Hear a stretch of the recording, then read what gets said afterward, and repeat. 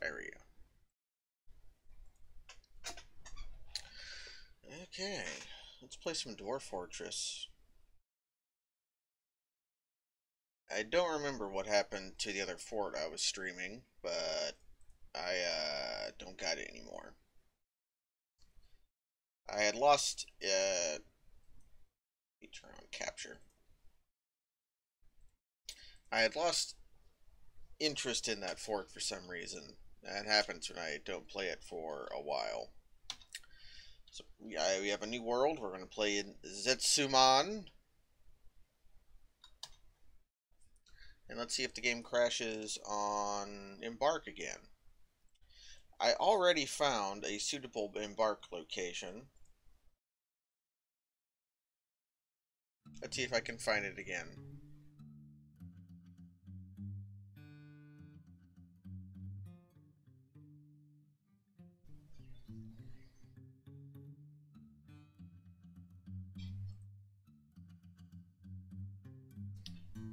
You're a 500-year-old world.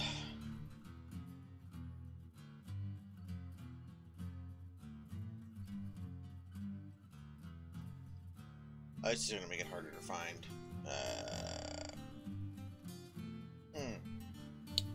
Yeah, let's make sure the game doesn't crash. So I'm going to have to restart the game real quick. Let's shut off Dwarf Therapist. One of the reasons it's been crashing on Embark is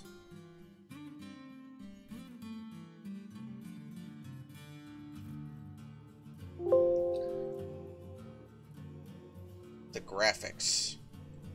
So if you play on the old, if you play on standard graphics,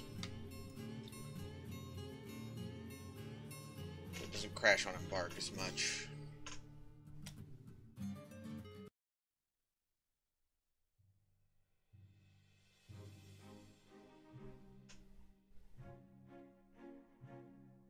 So, I think I found a location that should be suitable. So I guess I should go over what the goals for this fort are.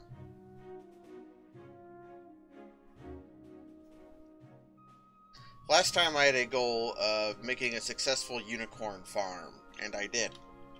So I succeeded in that goal.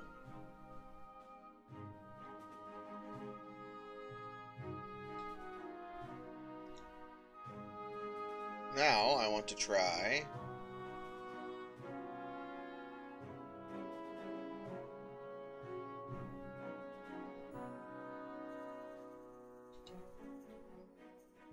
finding this location again.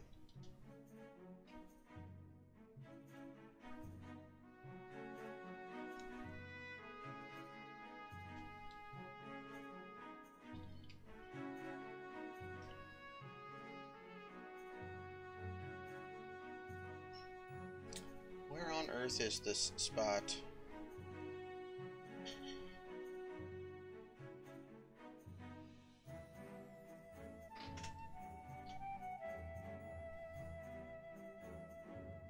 I really don't want to do the old search again.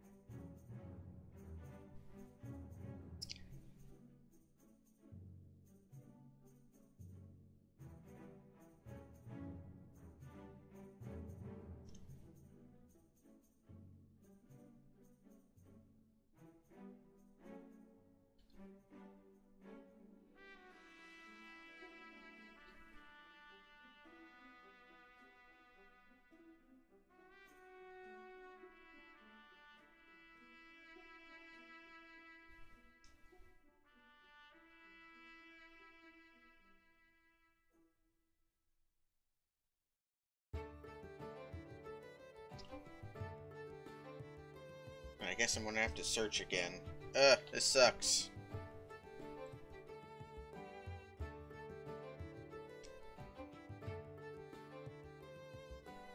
took a screenshot of this location, thinking I would be able to just find it again.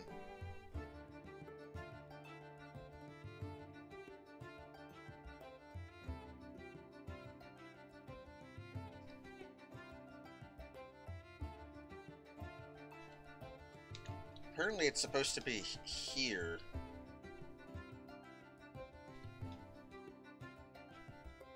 But that's an ocean.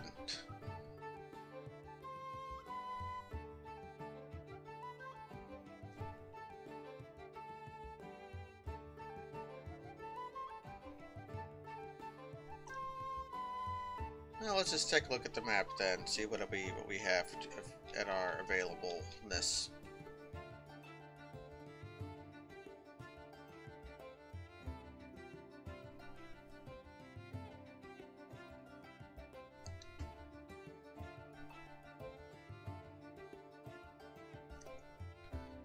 Okay, let's search for it then.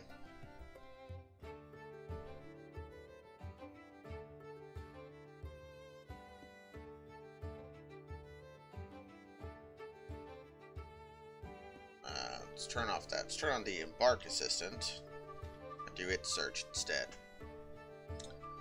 I searched for a 3x3 area. Let's search for what I think this screenshot shows me. With high savagery. And this is a temperate savanna.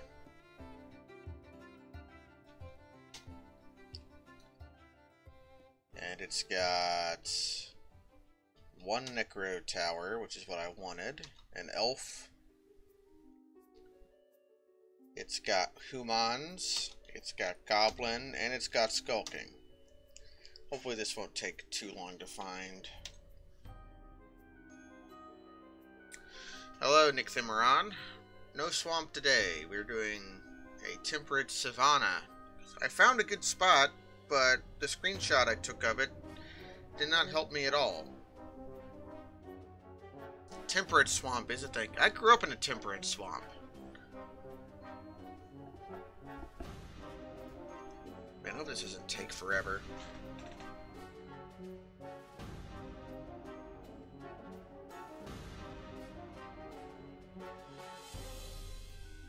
Kind of doing a late stream tonight. That's fine, though. This Dwarf Fortress, who was going to show up anyways, you know.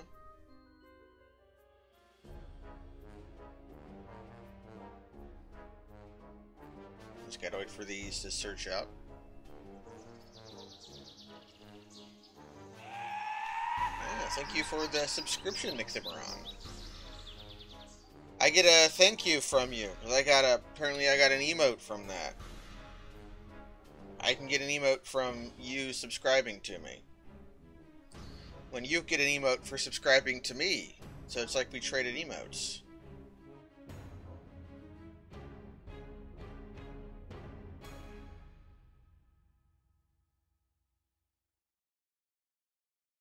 Okay, the search is almost completed and we can see already some green spots that got accepted-lated.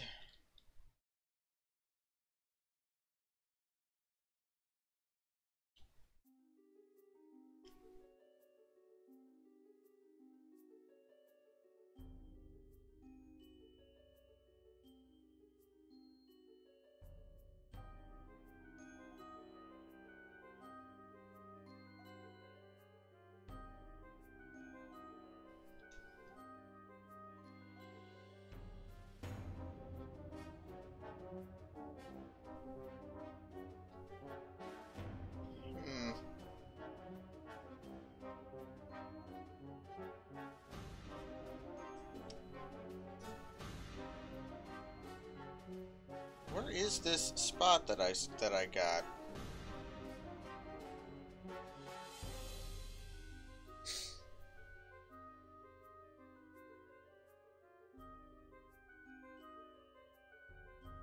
Well, let's refine the search. Let me see, what is this spot that I have? It's got sand. It's got clay. It's got flux. It's got coal. Really, it's got everything you could want. And it's got silver and copper.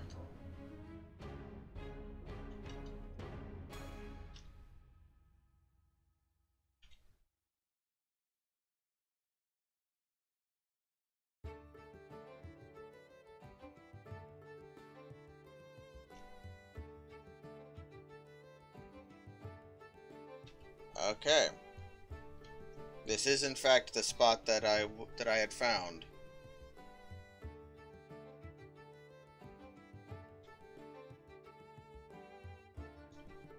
Okay.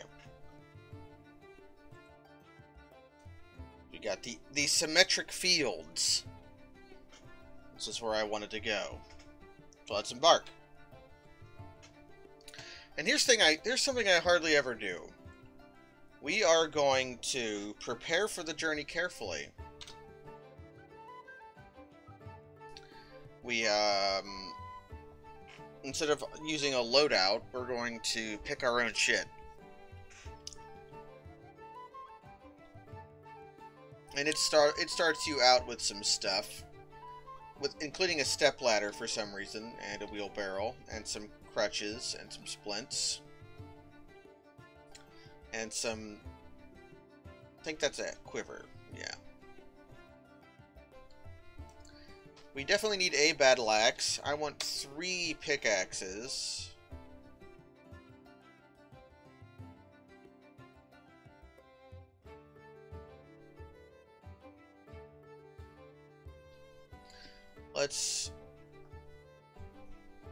This all seems fine, although I think leather bags are cheaper than...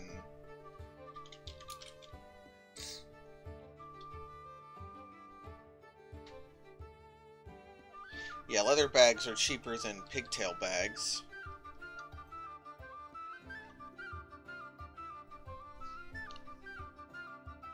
Let's go ahead and increase the number of plump helmet spawn and pigtail seeds we start with. You should always start with an anvil. Let's see what kind of garden vegetables I can bring. I'm going to bring a spider silk cloth in case of a strange mood.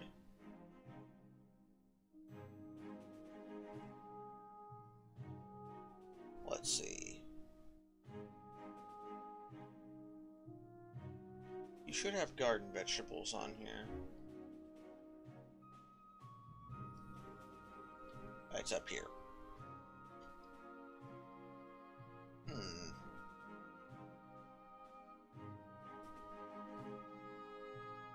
Strawberries grow pretty much everywhere.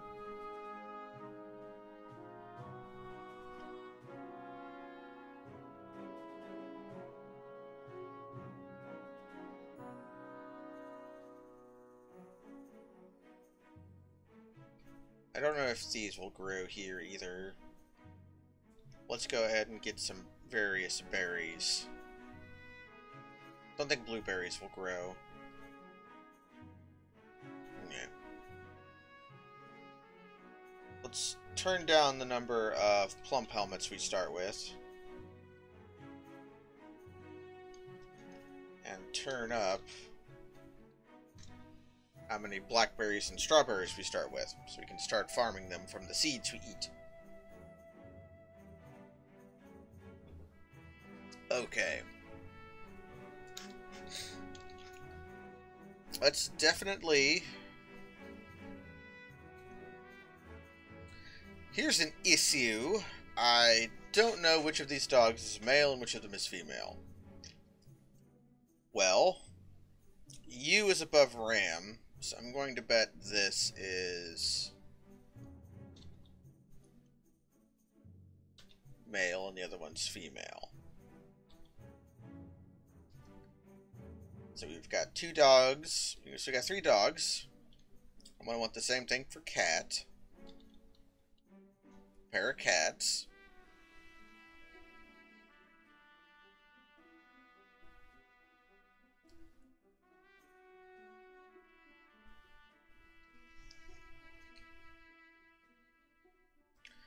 And this time, let's just bring one turkey hen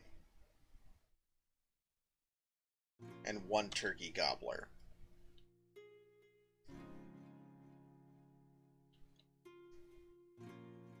As well as one llama, or one alpaca, or one breeding pair of alpaca.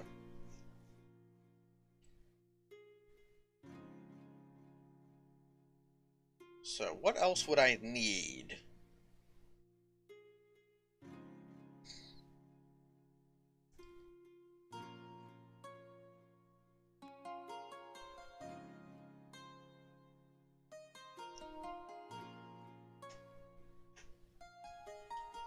Well, we've got these guys that we have to customize. So, but we got plenty of points to spend.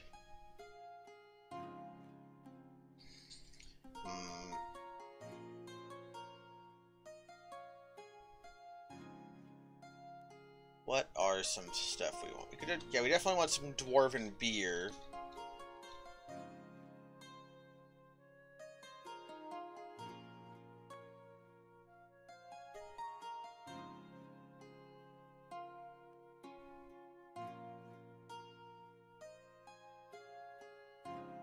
Bring a copper crossbow. We don't need any of that.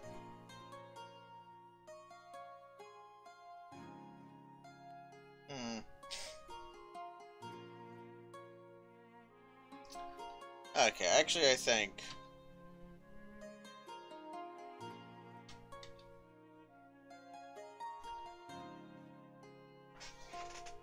I just want to prepare my dwarves carefully rather than vacillate over what items to pick.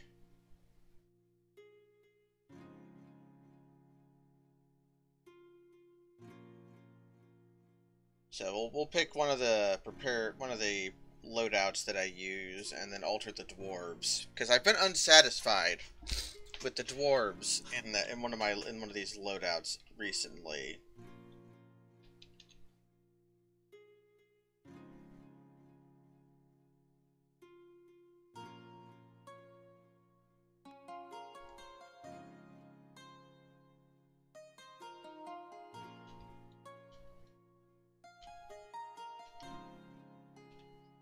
Accidentally made a note.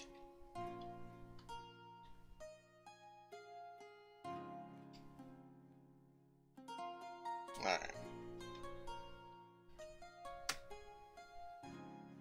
So the items are all settled out. Although what I'm going to do is I'm going to remove a pick. I'm going to try to see.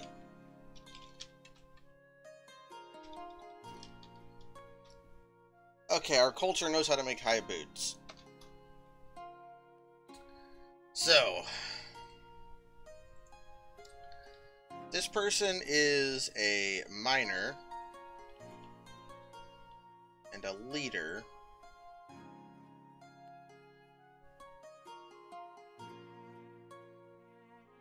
So this person is our miner slash broker, which I'm fine with.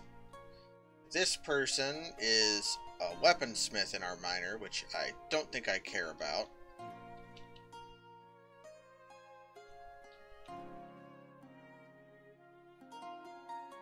And I never liked one of my miners being one of my mechanics.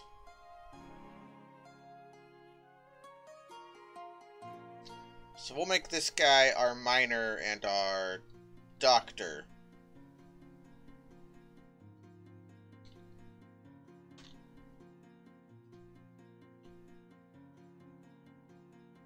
This person. I never liked having a stonecrafter and mason on the same person. So you're no longer a stonecrafter. Can I make you even a better mason? Didn't think I could.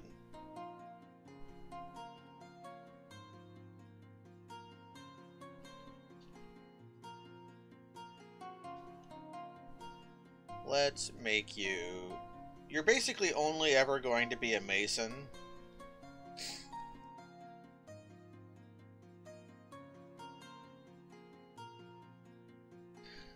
So let's go to this person. So negotiator, judgment tint, appraiser, conversationalist. Let's make the mason those things as well.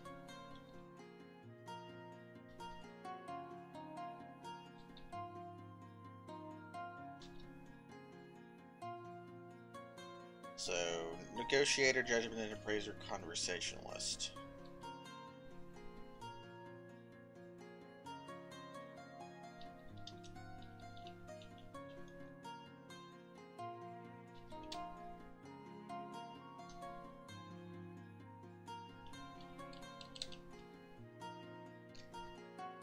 Okay, and then this person will stop being our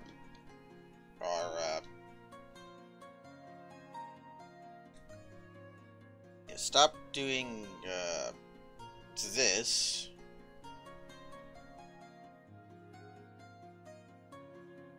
and we'll make them a better leader, a better tactician, and an armor user. That way this person can hopefully become a military dwarf.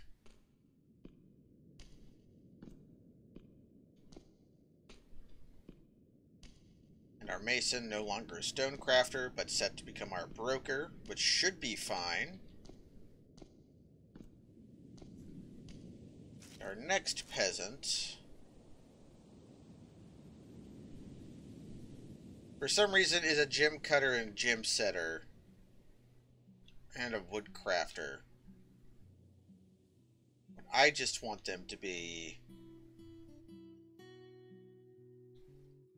carpenter.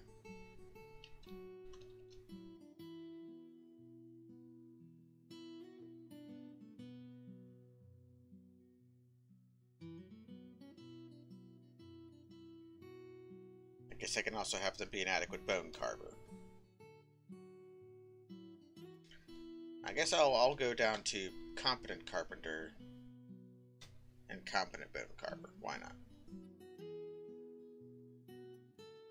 Our farmer's basically fine. Our woodcutter, I think I'm going to turn off of being a military dwarf like it advises for some reason. Oh, discipline is something I should go change on some characters.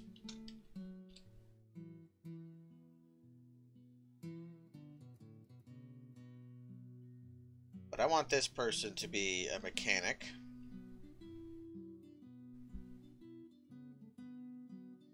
Actually, I want this person to be our stonecrafter.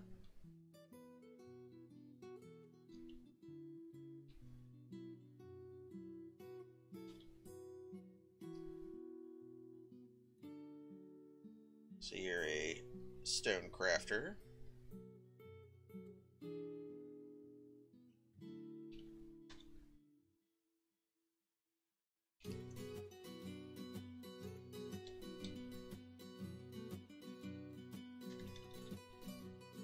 I can't spend all your points that way, though. So I have to find something else for you to be.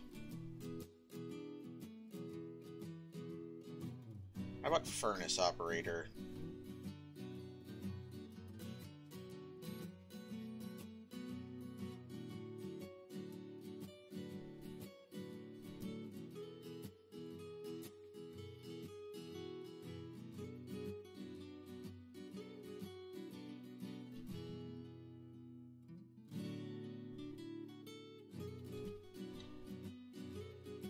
Why can't I spend your last point?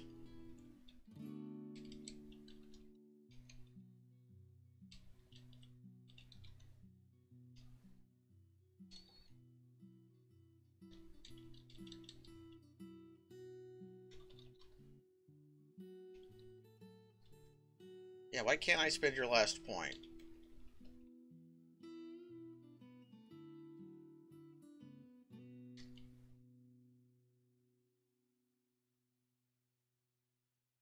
I just want you to be a woodcutter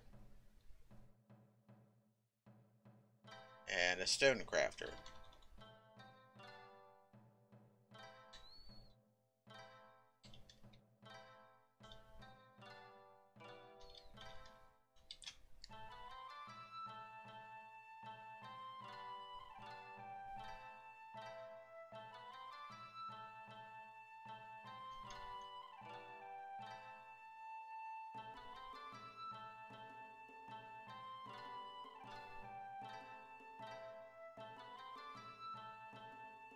Okay, I have to do it like that then.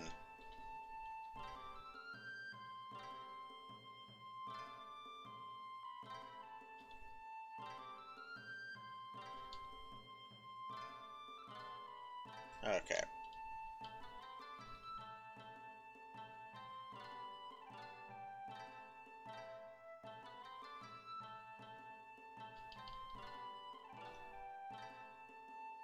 Can I go here and then here? Nope.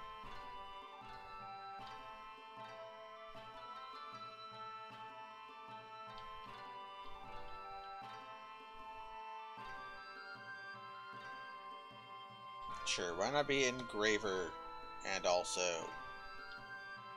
furnace operator? Finally!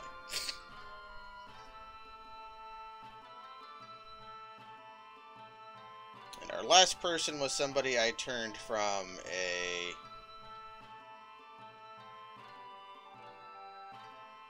crossbow person into a miner.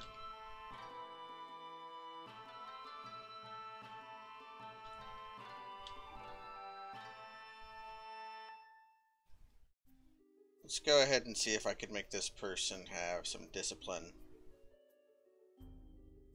There we go. So, tweaks these dwarves. They are more or less what I want.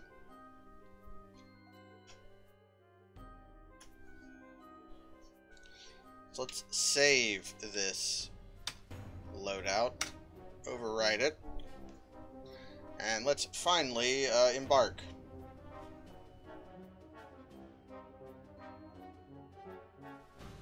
Although I think I'm going to lower the number of turkeys I have.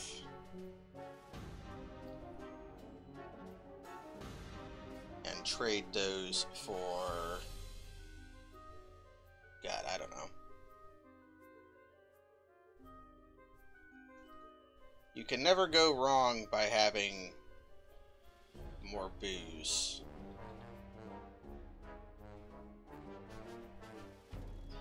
Just go to name group. The Arches of Wine. You know what? That's fine for me. Let's name fort. Warm-bridged, Canyon Idols, Mine-merged, Plankside, Crested Eyes, Overstakes, Banner Watches, Orb Fates. Got it. We're going to live in Orb Fates.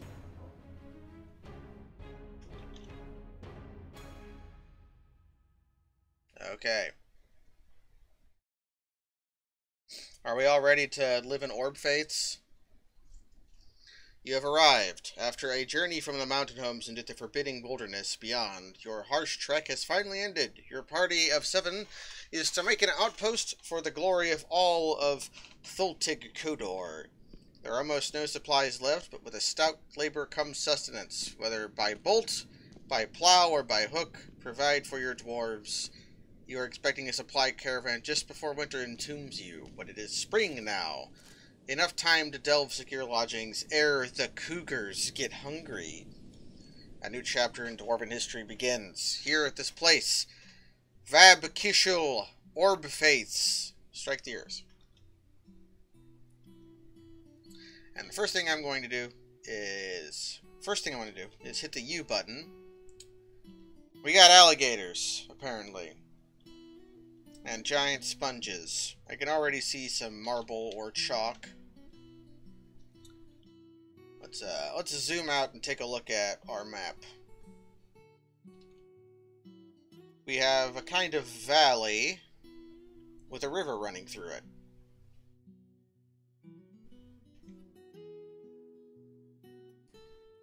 But the first thing I'm going to do, let's get the camera right. Okay. And we're going to hit save and exit game.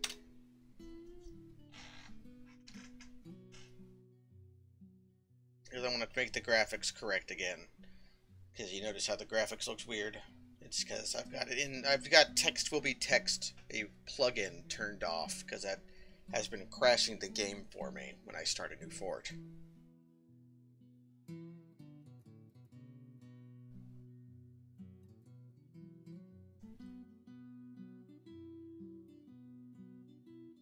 And the game sure loves to lag when you're saving. So, goals for this fortress. Last fortress. The goal was to farm unicorns and become economically successful because of unicorns. That happened. I farmed unicorns. We became quite good at farming them, and we used their bones to make many, many pieces of art.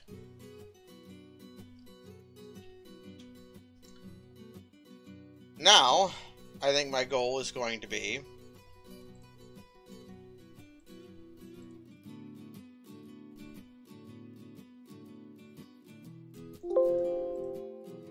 I want to try to become a barony by conquest.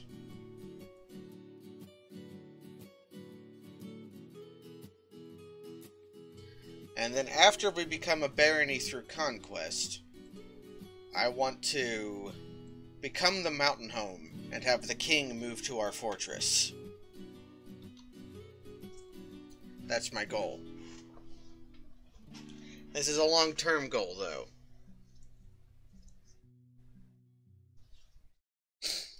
So, let's take a look at what we got. Got this valley. Is this chalk or limestone or chalk? Okay.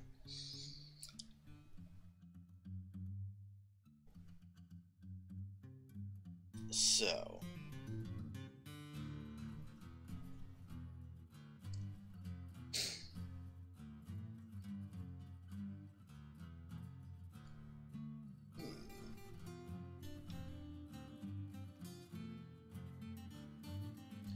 Trees are mostly growing along the river. The embark screen said sparse. It doesn't look that sparse. The one bad thing is a lot of these logs are going to fall into the river when I cut them.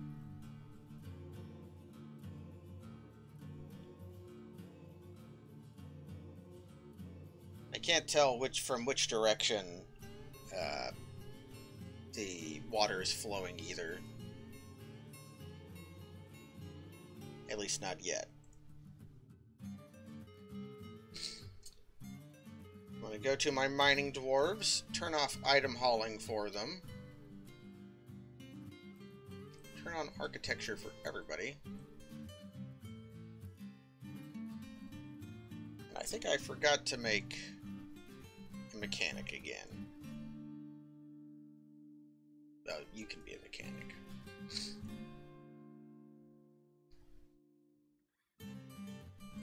Okay, what kind of animals am I working with?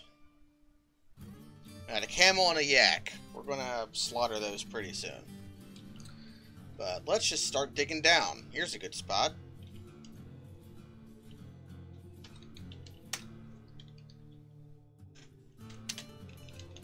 I'll just dig down 10 squares, see what we find. And once we do that, we'll gather... So let's take a look at these plants we're working with. Prickleberries, garden cress, prickleberries, radish, whip vines, those are good, prickleberries. I'm looking for these, rope weeds. Wherever you find water, you are likely to find rope weeds. Rope weeds are basically better than pigtails for your cloth industry because they'll grow year-round.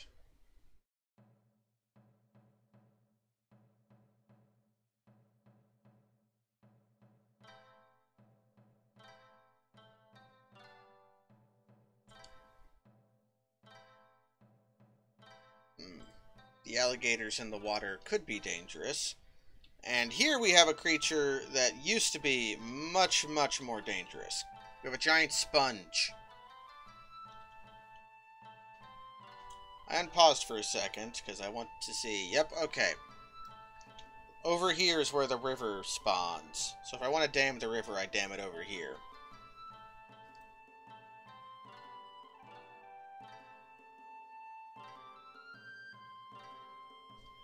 So we're going to go designate plants to gather. I want to gather these. So I want those rope weeds. And let's chop down some of the trees over here.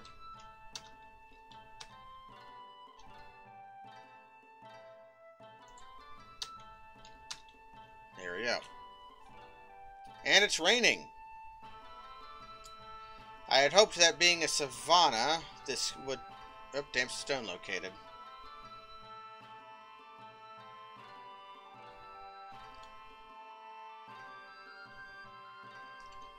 So we've got an aquifer to dig through. Let's see how far down this aquifer goes.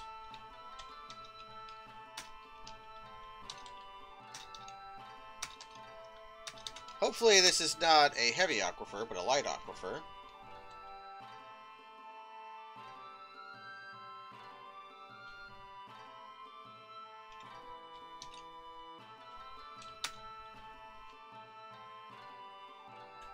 Let me go into my dwarves and turn on construction and deconstruction for them.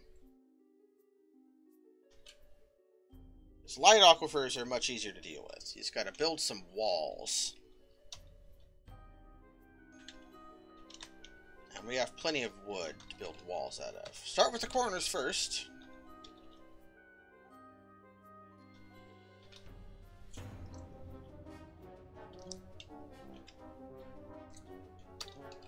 Okay, looks like we may have just had one layer of aquifer to deal with. An aquifer can actually be very useful.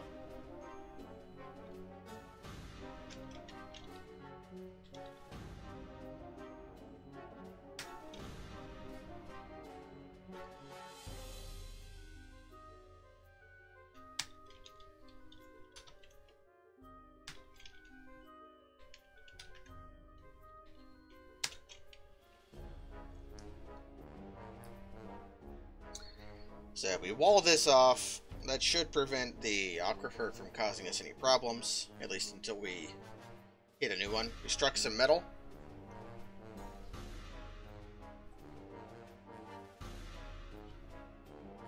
There's some hematite.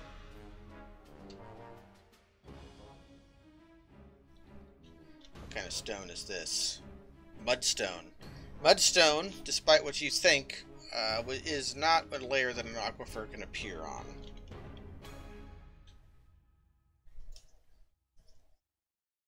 Aquifers can appear in sandy clay, sandy loam, sandy clay loam, silty clay loam, sandy loam, silt loam, loamy sand, silt sand, yellow sand, white sand, black sand, red sand, peat, pelagic clay, calcareous ooze, silkious ooze, sandstone, conglomerate, and pudding stone. But mudstone cannot. So let's secure some lodgings.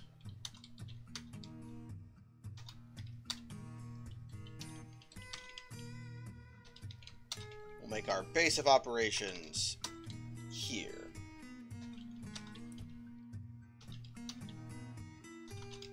Not trying to make this too pretty.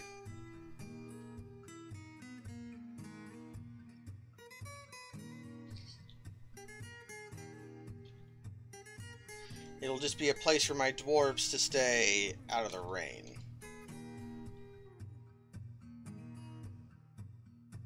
So let's make a zone. We'll make this a meeting hall. We'll make a zone out here. Make this a pasture for all of our non-cat animals.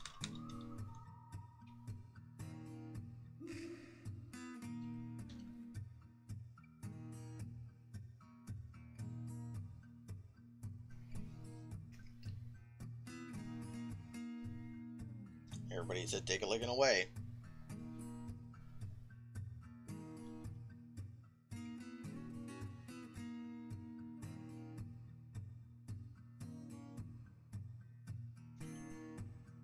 And I may be interested in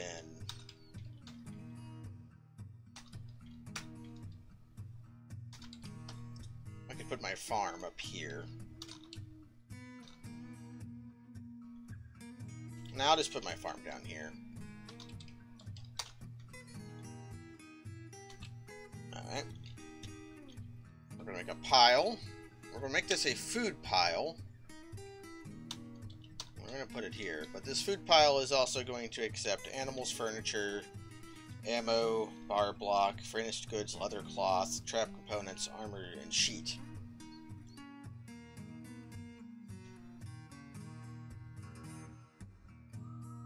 That way our dwarves will move everything inside.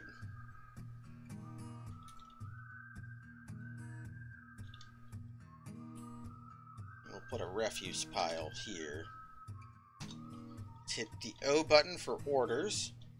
We go to workshop orders and tell them to not auto-loom all cloth and not auto-collect webs. But refuse, we will not ignore outside refuse, but we'll ignore permanent rains. Hello, Kaz.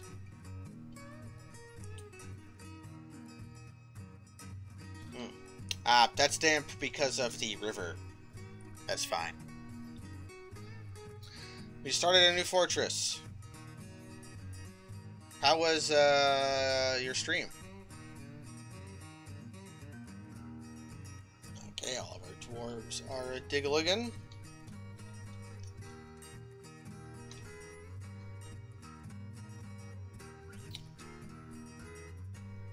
Let's start digging here, because this one will have lots of whetstone warning from the aquifer here.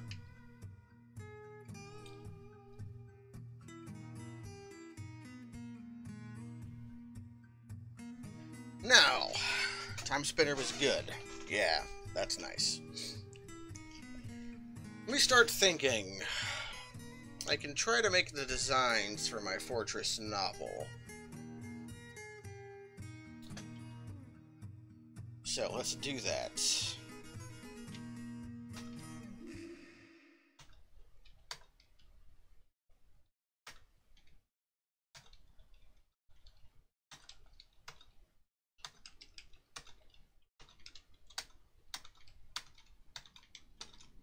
That's the easiest way to make an orb. How many workshops can I fit into this locale?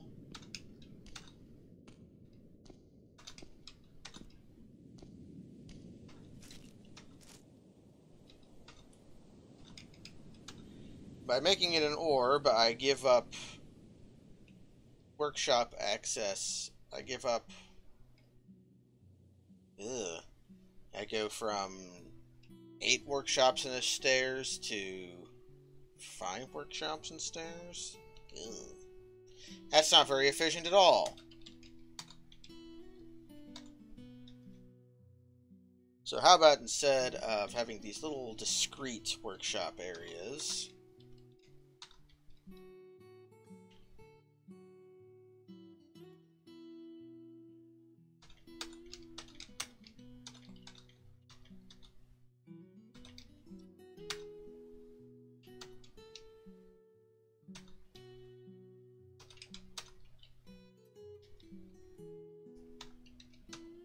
That was uneven. We're in design now.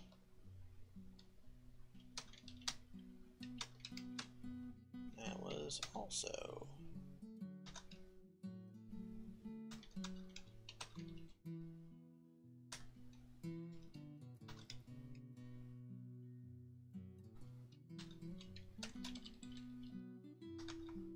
It's not quite a circle, but it's not unappealing.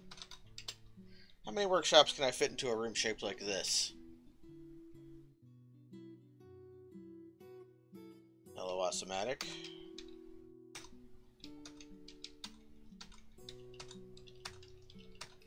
Looks like I can fit plenty of workshops in here.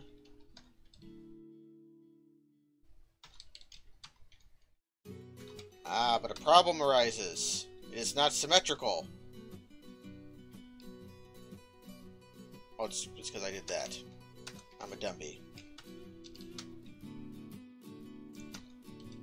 It would be like this.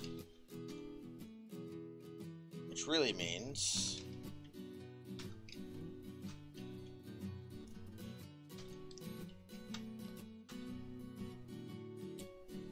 want to start building workshops. Let's say these are our key workshops. These workshops will be the measure by which all other workshops are measured.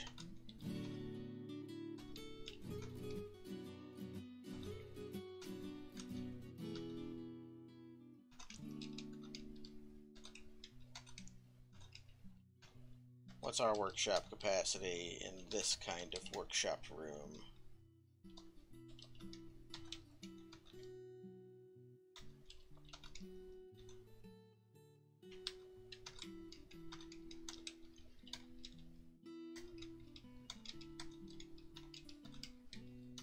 We get 1, 2, 3, 4, 5, 6, and then 1, 2, 3, 4, 5, 15, 21 workshops. That's probably more than I need, at least for the time being.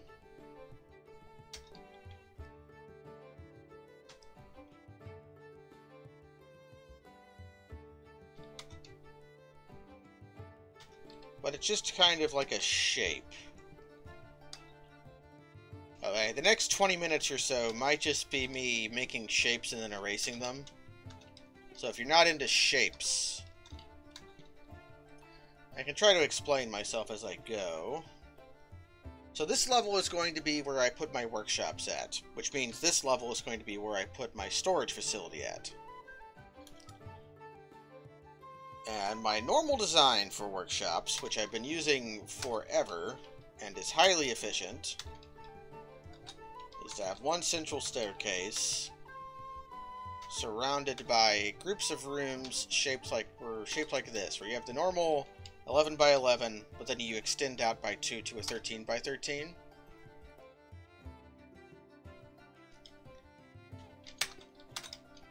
And then you put stairs in the middle. And that gives you 8 workshops that have direct access to your storage facility. So anything I want to design as a novel design has to compete with this. You like sprawling imperfect fortresses? I do. I like a good urban planned fortress. I've definitely run the Boston version of fortresses before, and they start to really grind to a halt as they get really big. But even the best designed fortresses just have things that happen by fiat, like aquifers, or just water in general, hard to plan around. So you kind of have to come up with a plan and then implement a plan that works with the geography you're given. Okay, so how about this?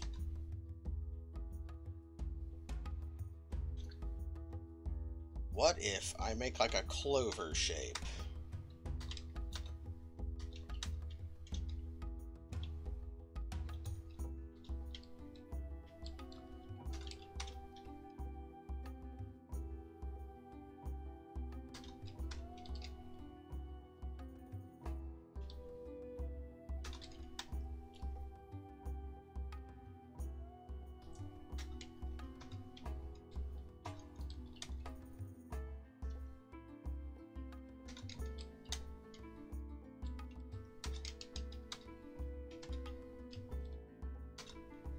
Where I have these intersecting orbs.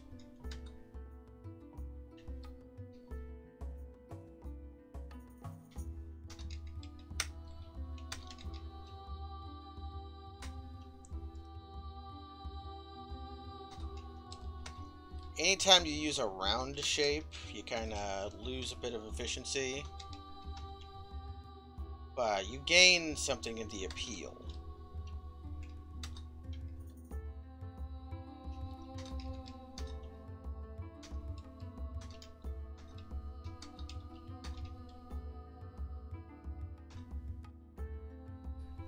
I got this kind of shape.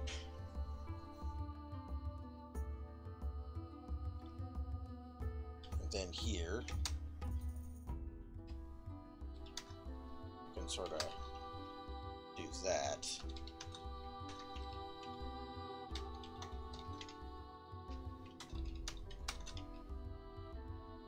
Here's an appealing shape. Yeah, changing the geometry per floor can be a good way to, like, keep... I tend to... The most organic shape for Dwarf Fortress is this. Because if you hold shift and press the arrow keys, you move in increments of 11. So just the natural shape of an 11 by 11 room. Like this room can serve a lot of purposes. And then for hallway, to keep hallways from being congested, you want a 3 width high hallway. So this shape here, where you have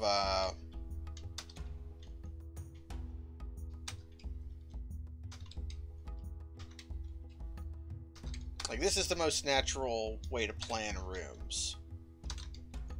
And it's got some appeal to it visually. Like, squares are cool. People like squares. But once you've seen them a lot, they start to lose their... They're not very novel.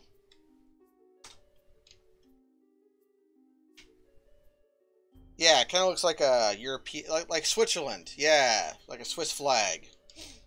But I like this little shapey here. Let's see how inefficient it is.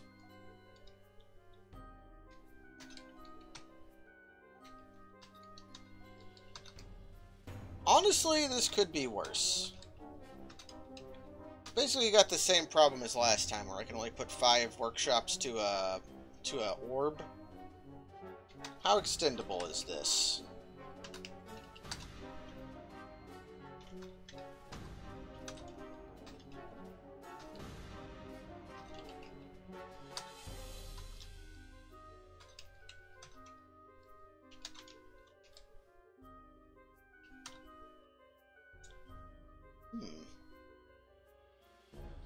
Actually, if I start that here...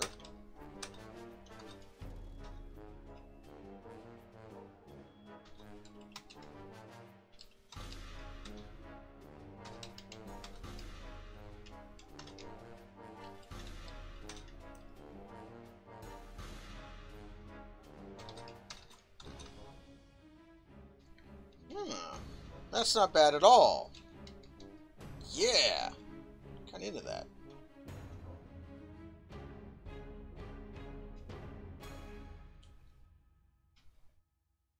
Yeah, so just plan on extending these out like this. Yeah.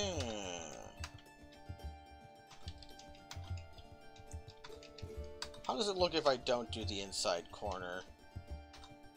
Oh, I fucked that up.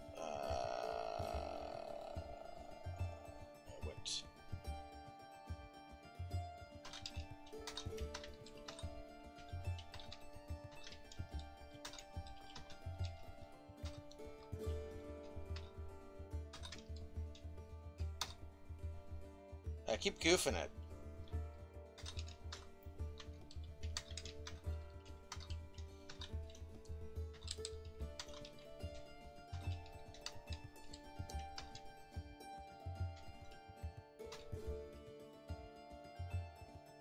It loses some of the appeal.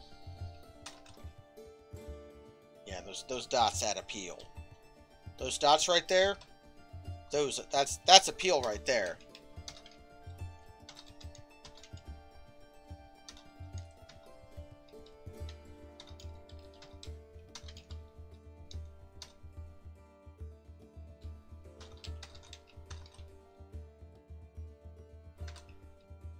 Okay, so these are going to be our workshop areas. I've got plenty of space. While being an appealing geometry. High-tech dwarven design strategies, like quick fort, stuff like that. I always try to... I have been lately trying to vary up my fortress designs. So, we have our orbs. We have 8 orbs. 8 orbs. Each orb can hold 5 workshops. So, That's basically as much workshop space as I could ever need.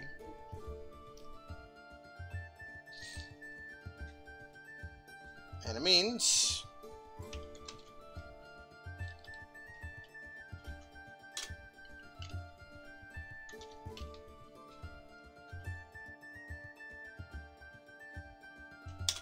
that's about how big my storage space keeps to be. Individual doors for every tile of a food stockpile. Ah, I see. That is thinking with portals. And let's make our stockpile room a rounded square. Because one of the easy rules of design, and this applies outside of Dwarf Fortress, this just kind of applies, is it's hard to mix organic and inorganic shapes together.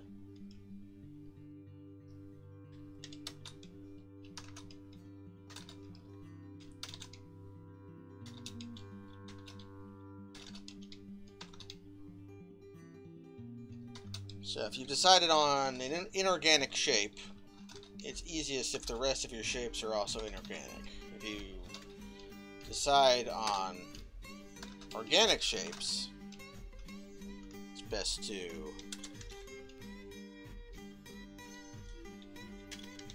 just putting stairs nearby so all the workshops can have quick and easy access to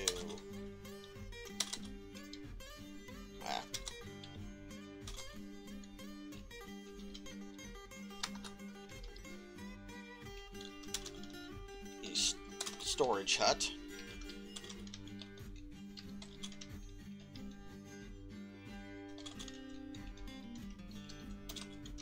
Well, maybe I'll get rid of these ones in the corners.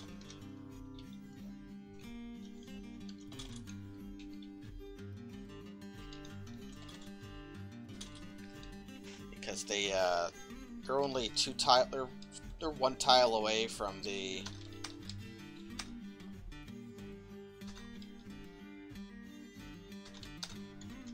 so we'll just go make these into pillars.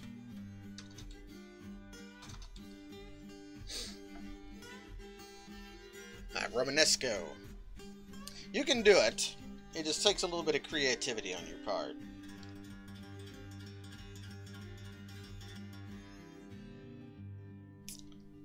Okay. And one final check.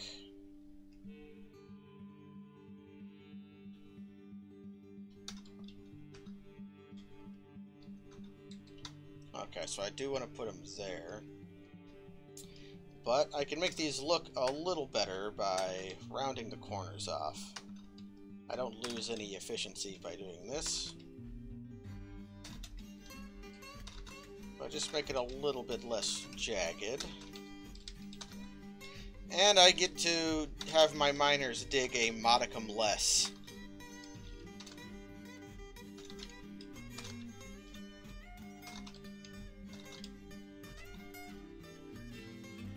Okay. So you got this, we got storage. I'm going to leave this as a free floor, because I have plans for this. Which means this will be our hall. Now, let me see if I can't recreate a dining hall I used recently that I really liked.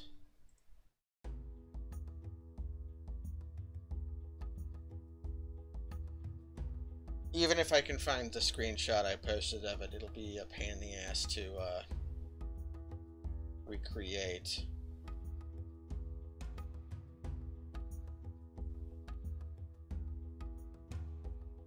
Because I came up with a novel design for a main hall and a novel design for bedrooms that were efficient and nice to look at. And my dining room looked like a fire flower. On accident. I did not plan that.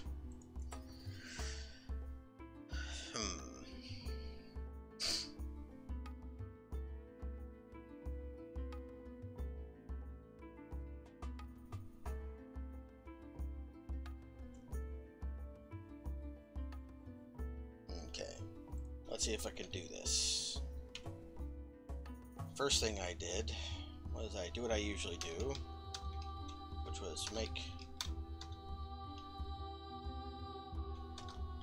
start off with this kind of shape.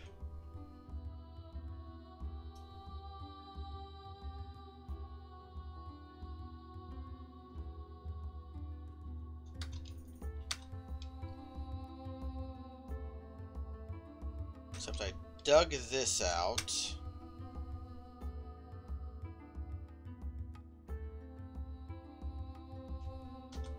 Dug this out.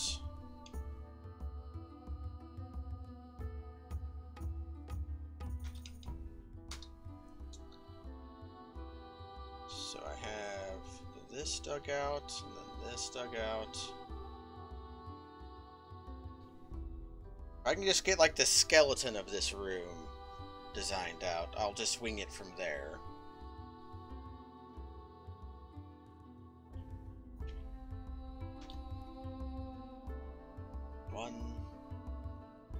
So I got 1, 2, 3, 4, 5.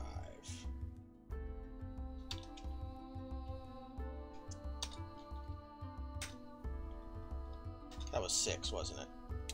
Yeah.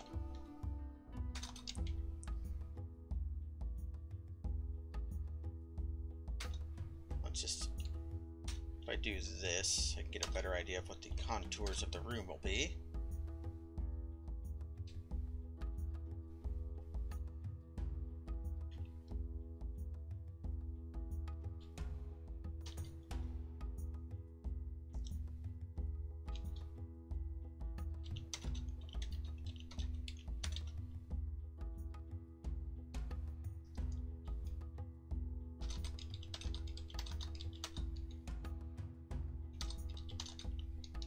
Okay.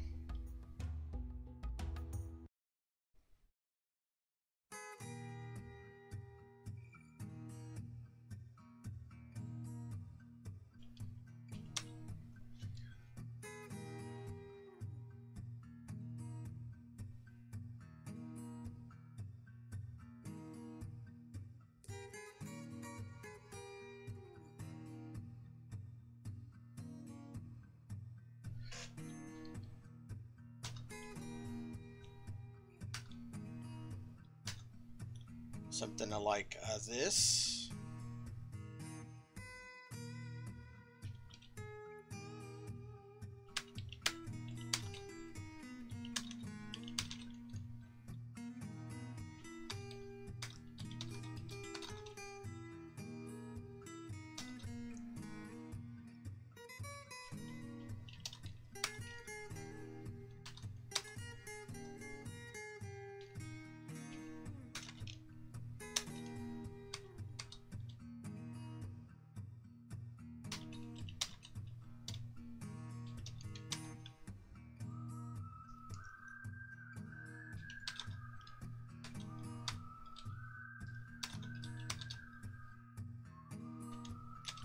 Bam!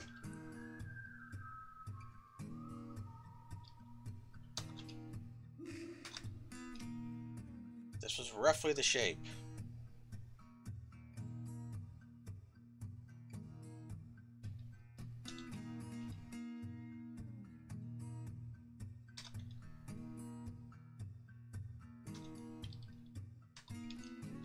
But not quite done yet.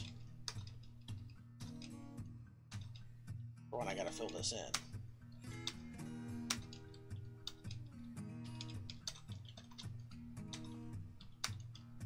This is only the top part of the fire flower. My design accidentally incorporated the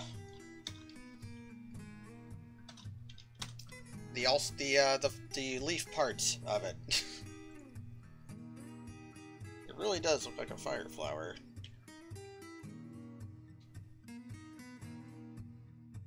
Okay, so my 3x3 hallway extended out as far as the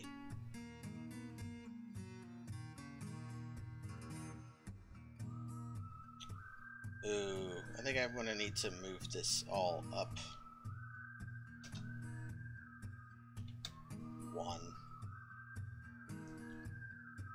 this.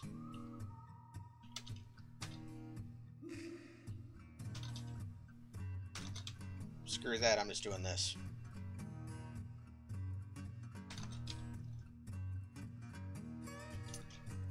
So I'm already winging it.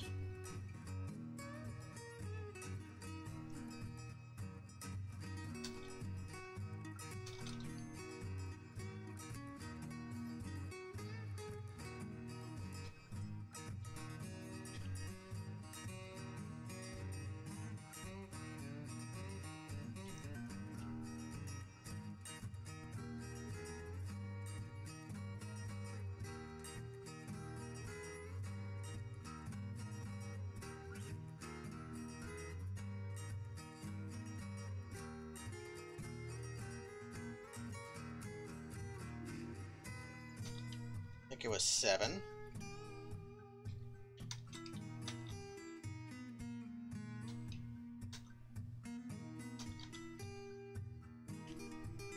And then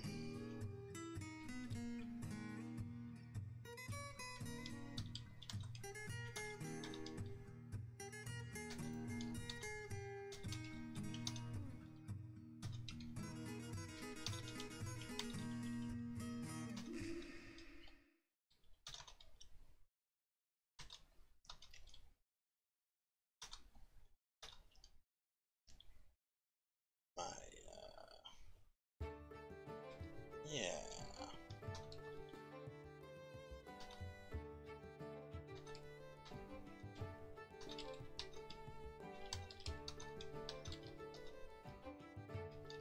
Yeah.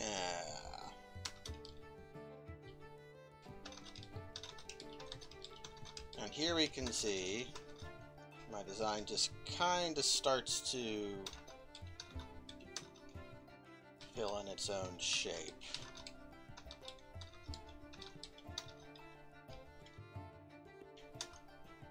Make this 7. And then a 1, 2.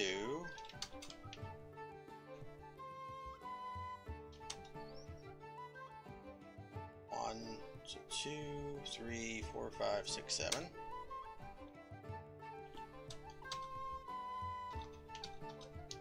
A 2. A 1, a 1.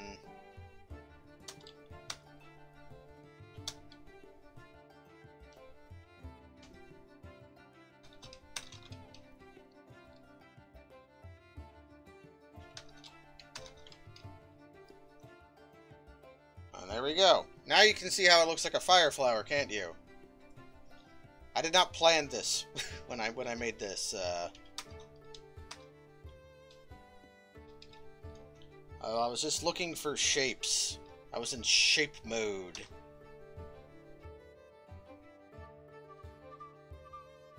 A sweet roll on a pedestal? I like that interpretation too.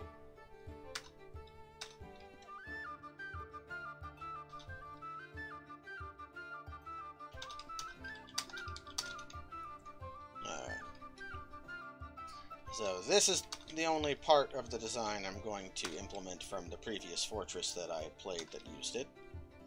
The rest of it I'm going to wing. I also don't know if I perfectly replicated it or not, and I don't care. It's been adapted. Like, I really feel like this could go out one more. See, that looks a little better to me, although... How does it look in the image? It just kind of goes flat. I want to save space. Eggplant? I like eggplants a lot. They're fun to eat, they're fun to say. There's lots of fun words for eggplant. Aubergine. Nasu, eggplant. Not sure why it's called eggplant either. Does not share a lot in common with eggs.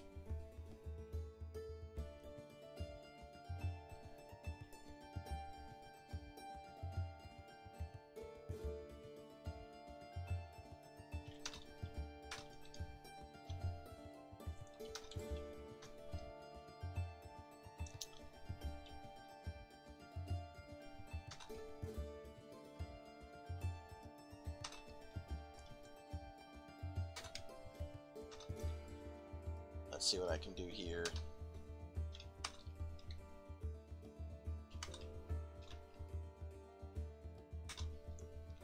It would be a triumph if I could then get this design to integrate with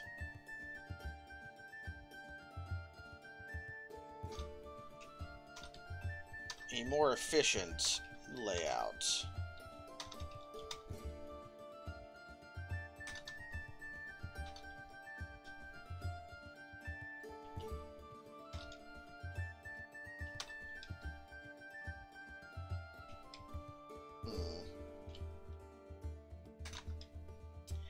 Maybe by making sort of plazas.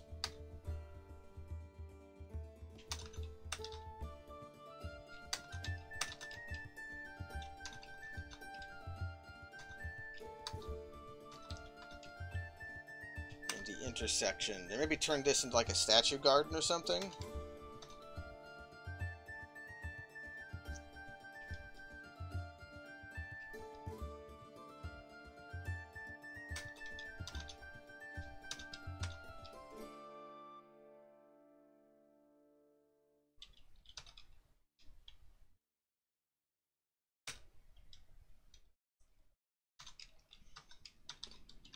Ooh, or I know what I could do with these, maybe. I could unlock the secrets of dwarven bathing.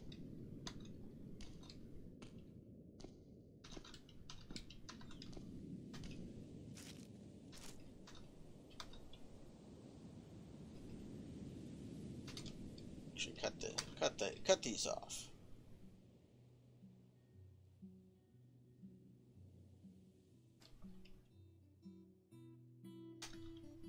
The secrets of dwarven bathing are dark secrets. This looks uneven to me. Oh no, what did I do? That's uneven. Did I not do that? No. Shit birds. Okay. Well. Let's delete that. So, at the arch, we go up. I can sort of go over here.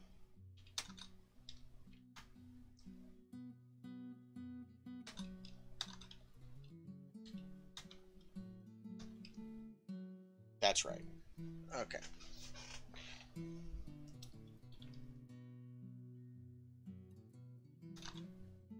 Do that.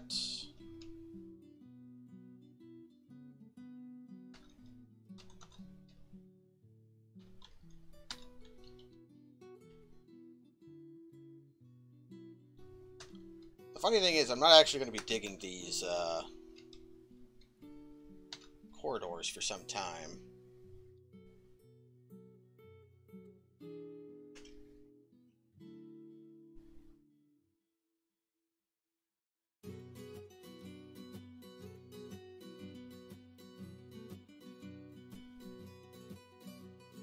They look like eggs before they ripen. That is why they're called eggplants. Well, I've grown eggplants before. I've never noticed that. Young eggplant. I guess they do kind of look like eggs. They're a bit green.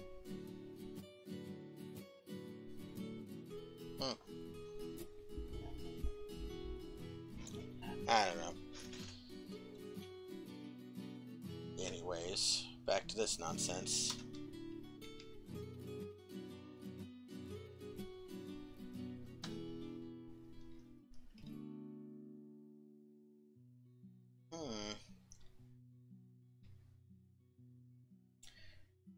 Maybe I should just steal this, my old design.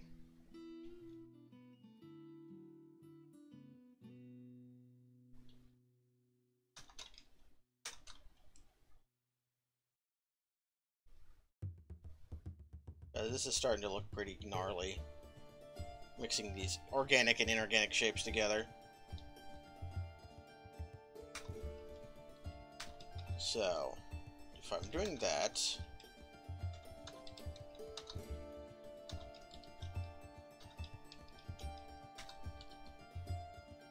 we'll get rid of this nonsense.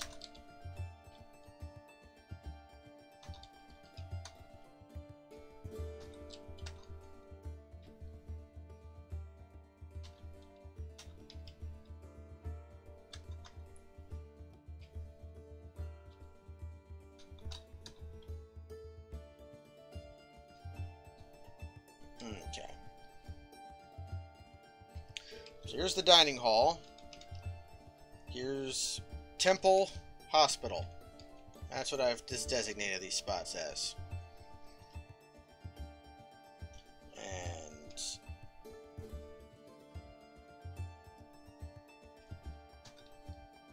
in the other design, I did go out like that.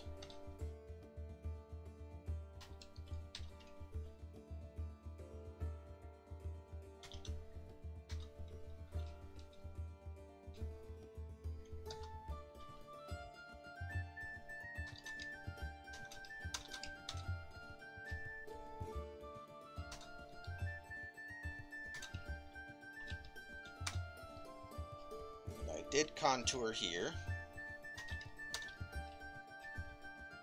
So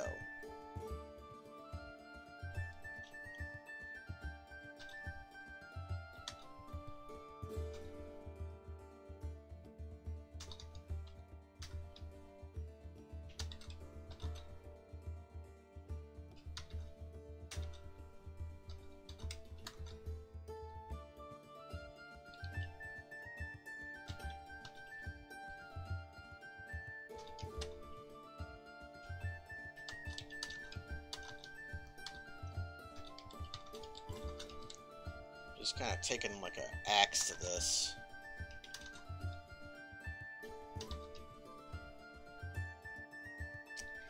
This curve right here is really ugly. Did I get rid of it?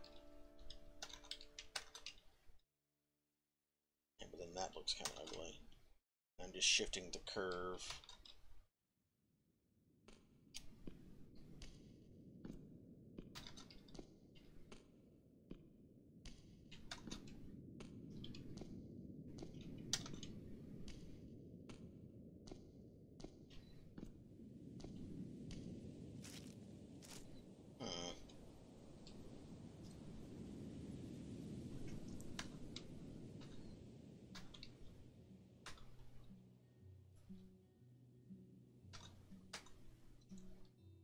It is after midnight, and I am making shapes.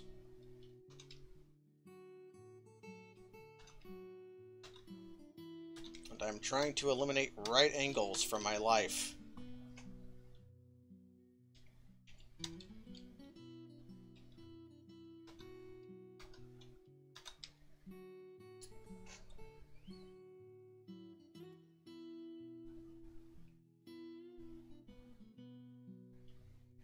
Okay. So, how did I exactly overcome this issue that I'm having? Well, for one, I didn't have this.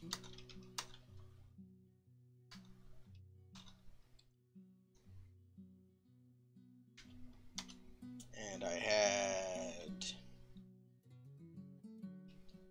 one of these. Or did I have one of these? Definitely split it down the middle. Yeah, I think I did this.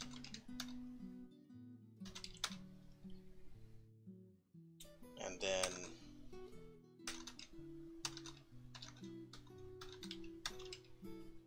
if you shave the corners off, you can create a compelling shape.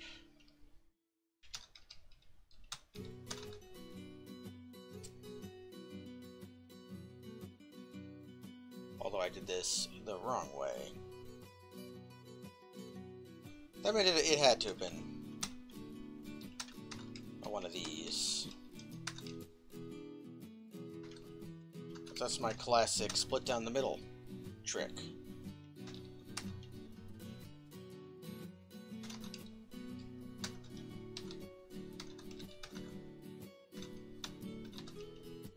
You take a 13 by 13 and split it down the middle, you can get a nice little hallway.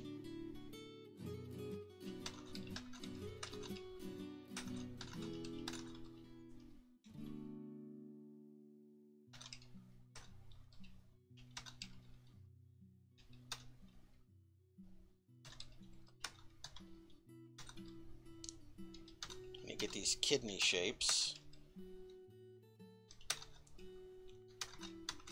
and these shapes are how I started to integrate inorganic shapes into the organic shapes that I had set up, because these are like a bridge between the two. It's a way of getting the square structure into a round shape. But then over here I just kind of did something wild.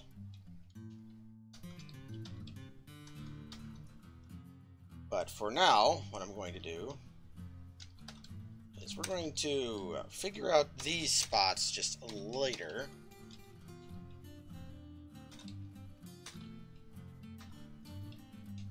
And we're just going to stop designing for this exact moment.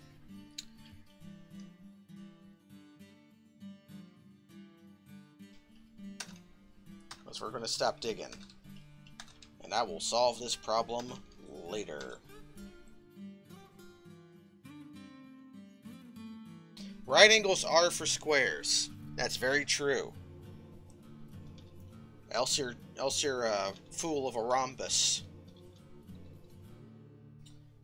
Okay.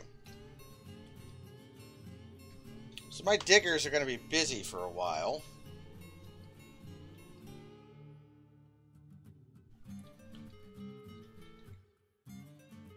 Let's make a farm plot.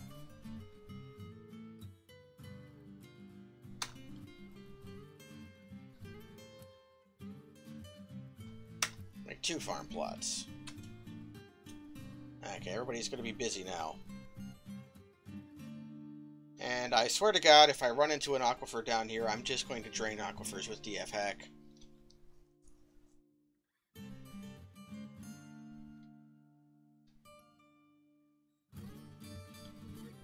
Okay. This farm is going to grow plump helmets basically forever. At least for now. Because I need my food. This one's going to grow sweet pods, and then pigtail, cave wheat.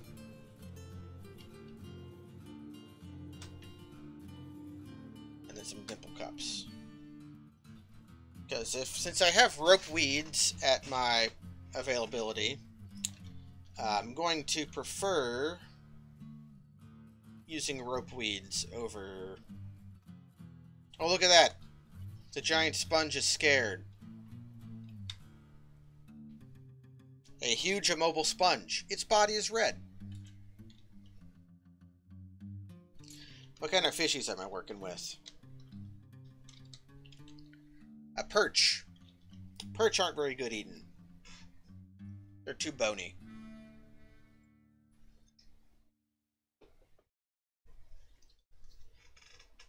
I had a late night stream today. I had planned to stream earlier, but I burnt my hand. And it was hurting no matter what I was doing. So I decided to take a nap whilst... We got turtles too. Decided to take a nap while having my hand in cold water so that I wouldn't have to... I would just sleep through the pain. And wouldn't you know it, I didn't piss myself. Who even came up with the idea that your hand in water while you slept would get you to piss?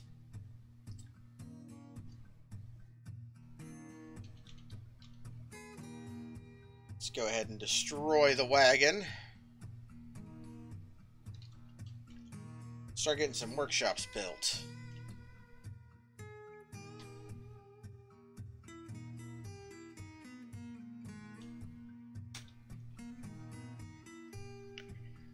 It might have been TV writers. Man, we have a lot of barrels. Let's go ahead and do this. Pile, wood. Get a wood pile here. And let's make some tables. And some beds.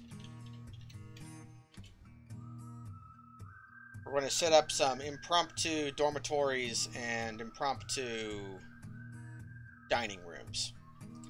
It might not be until next year that our fortress is settled out. What are these? Are these black zircons? Yeah, they have the same sprite as coal. Everybody's getting a drink.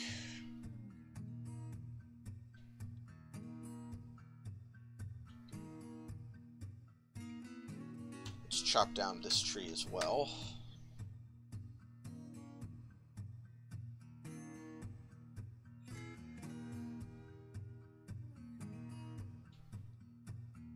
And something I should do, at least for now,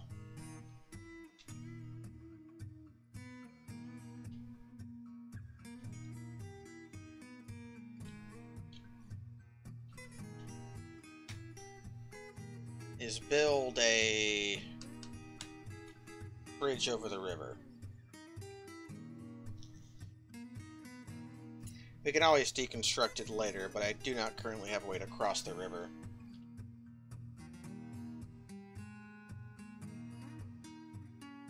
The alligators are just hanging around. Ooh, ooh.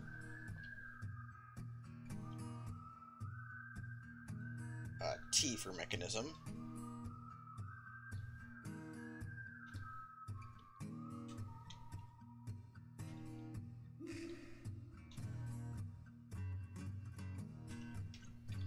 Maybe I can catch the alligators.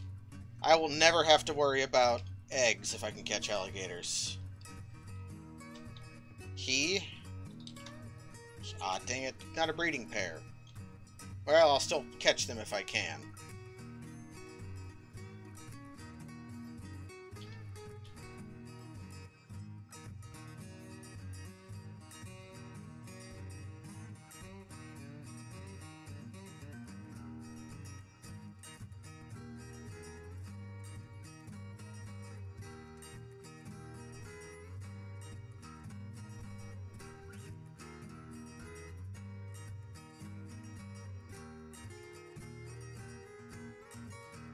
There are also giant flies somewhere, which are annoying creatures and not very useful.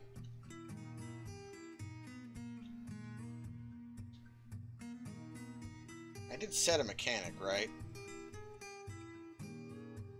My carpenter. Okay.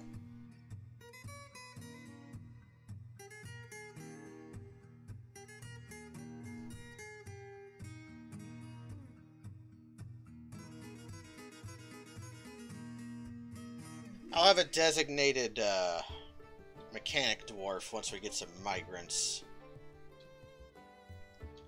Let's build some tables.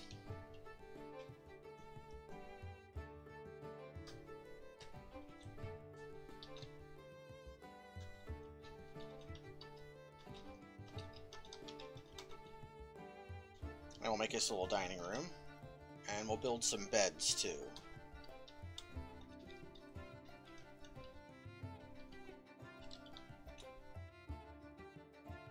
This will give my dwarves a place to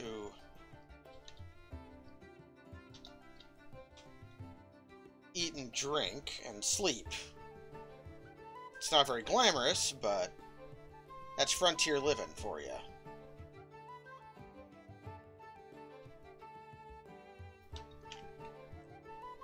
They're not just sleeping on the ground, they're just eating out of their bare hands.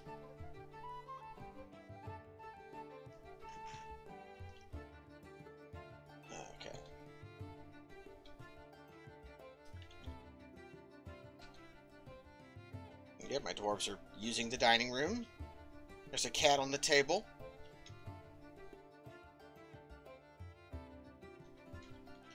Let's get some mechanisms built. Only need 2 right now. I want to trap this. What's that?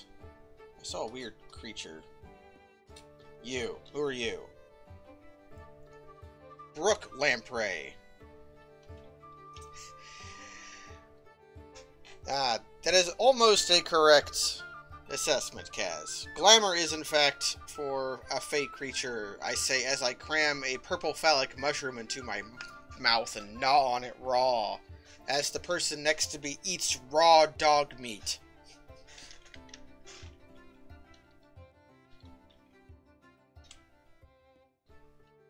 That is the way of the dwarf.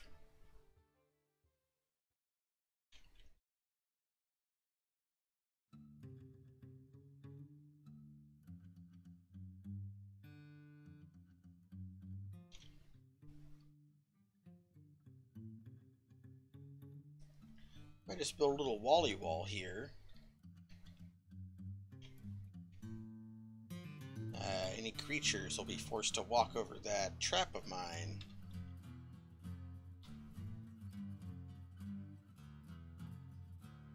Which means if that alligator wants to come say hello, it has to get itself cage trapped.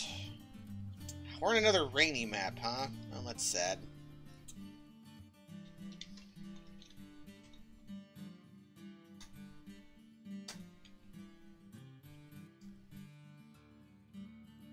When it rains a lot, it means your dwarves will get sad for no reason to you. It's because they're going outside to collect wood or fish, and they get rained on, and then they'll start dwelling on the fact that they got rained on.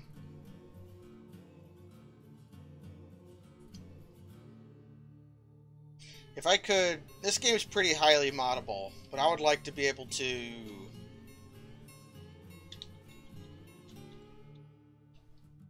mod it so that certain things either make your dwarves happier than they do, or make your dwarves not as unhappy as they do. I would make rain not as big of a deal, and I would make it so that the quality of the meal they were eating, like if they were eating cooked food, that the quality modifier on the food would make them happier, which it currently doesn't. The only thing they care about in food is if it's a food they like or not. Chicory, radish, prickleberries, cranberry.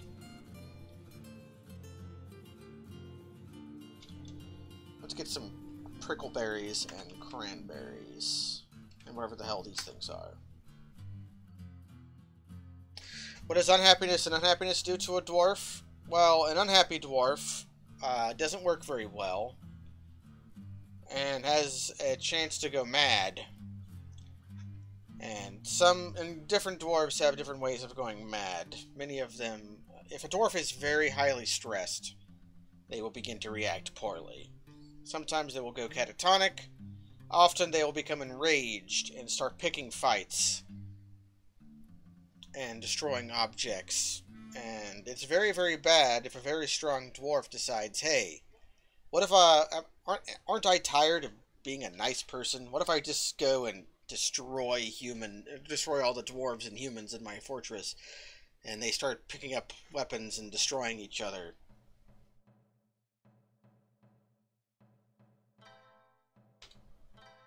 I've neglected a rather important safety feature that I should do right away.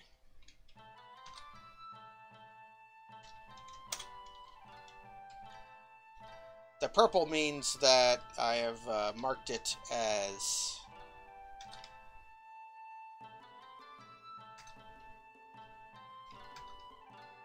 do it later. So I really need them to dig this right now.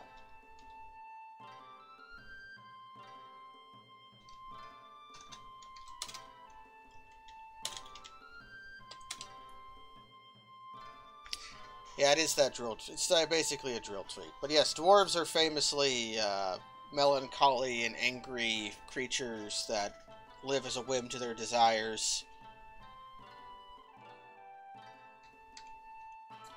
And if their desires are not met,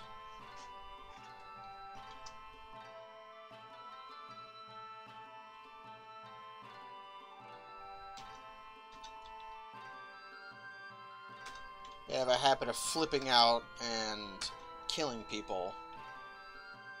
Okay. I need to build a retracting bridge over here.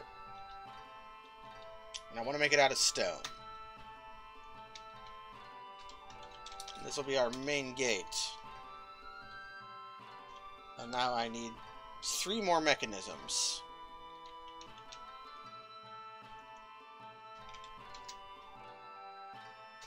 But now I can turn all this back on.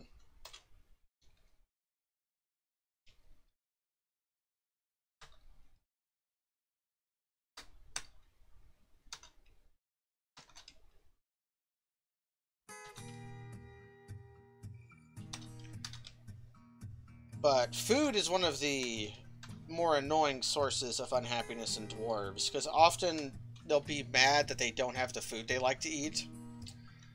But there'll be little to nothing you can fucking do about it, because if this person's favorite food is chopped spotted leopard kidney, and you don't live in a jungle, you're not going to get any spotted leopard kidneys. And even if you do, you're only going to get like 3 ever. So they're just going to be unhappy because they're eating these masterfully cooked foods that just don't happen to be their favorite food.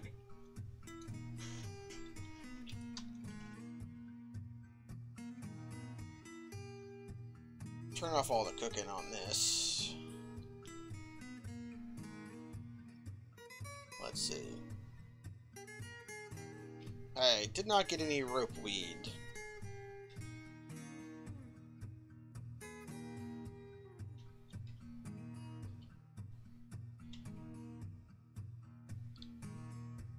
Alright, designate plant.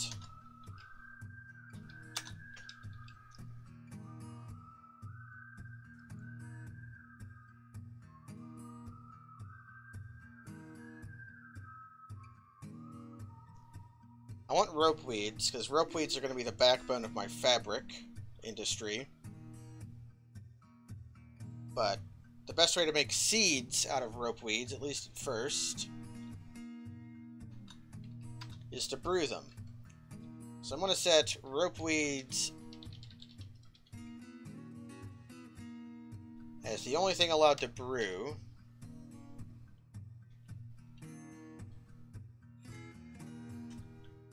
And we're going to make some river spirits. And that'll guarantee me some ropeweed seeds.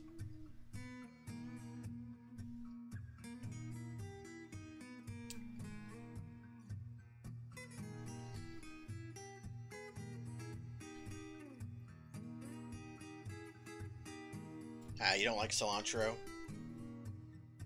I can't remember if I like cilantro or not. I can't say I've encountered cilantro a lot in my life. Okay, I have unbusy dwarves.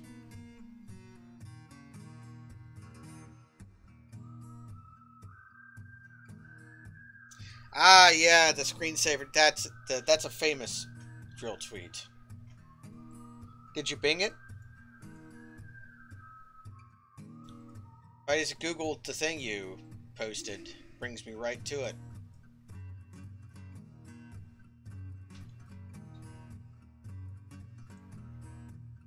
Did we finally find the true failing of Bing? It's not as good as Google at finding drill tweets. Okay, because I have dwarves who are no longer busy. We're going to start the very long, arduous task of dumping all of this stone.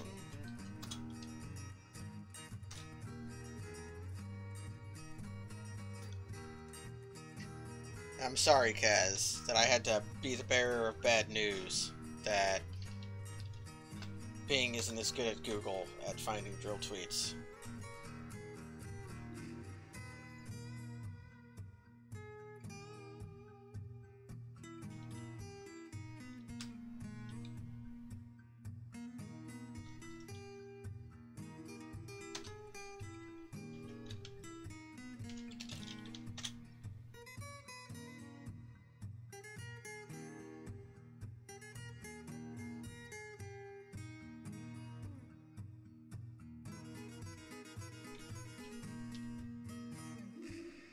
Okay.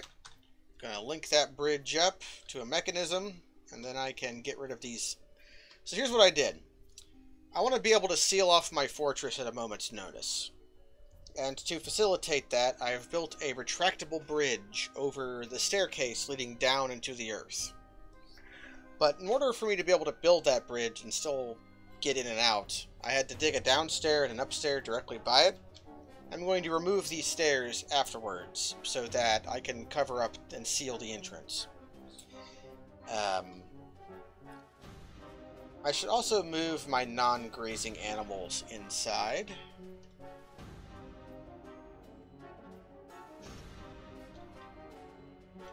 So let's just go ahead and go here. No, I won't do it yet.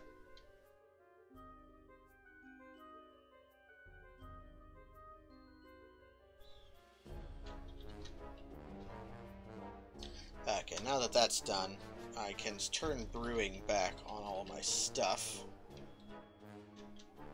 And we have some river spirits, which is the kind of booze that is made out of rope weeds. I have no idea what rope weeds are. There's lots of fantasy stuff in this game, but most of it is very weird. Ooh, raspberries. Like whip vines.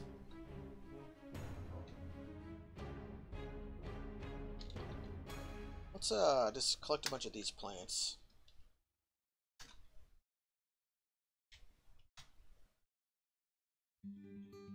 Got amaranth, chicory, kaniwa. Did not find any berries yet. Cranberries must be collectible in the autumn. Raspberries probably are as well.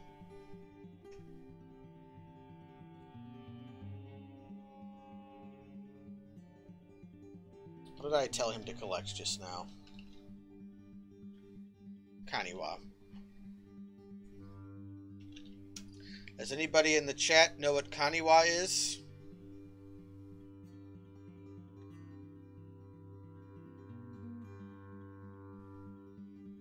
I'm pretty sure it's just like another kind of quinoa. So it's just like a grain. But prickleberries, fisher berries, rope weeds, whip vines. Lots of imaginative plants. Okay, the alligators left. I didn't catch them. I probably never will. That's fine, I'll get some cave crocodiles, and those are even better.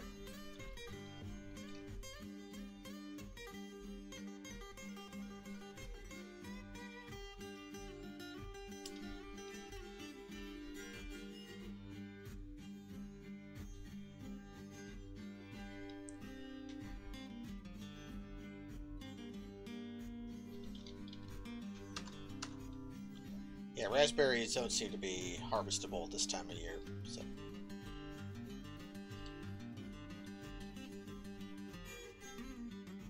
Whoop. And now I wall off, or floor off this.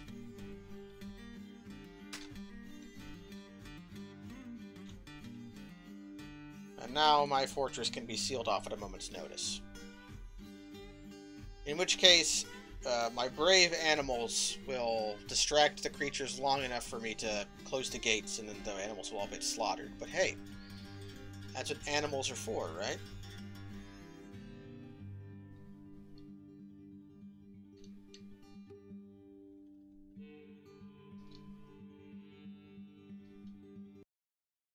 It is now summer.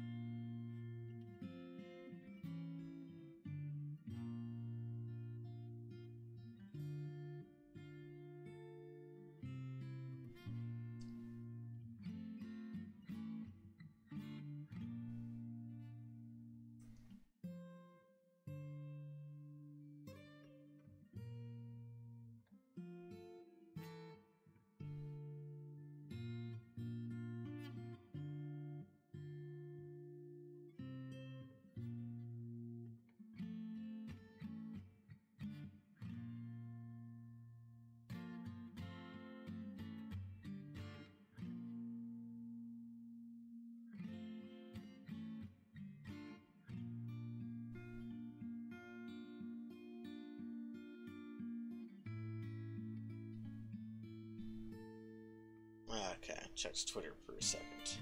So the saving takes forever.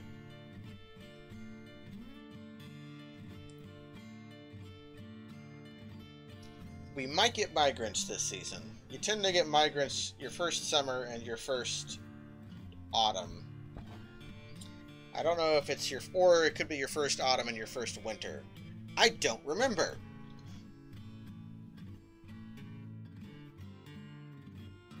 You could also be attacked by zombies at any moment, which I would generally prefer not to happen.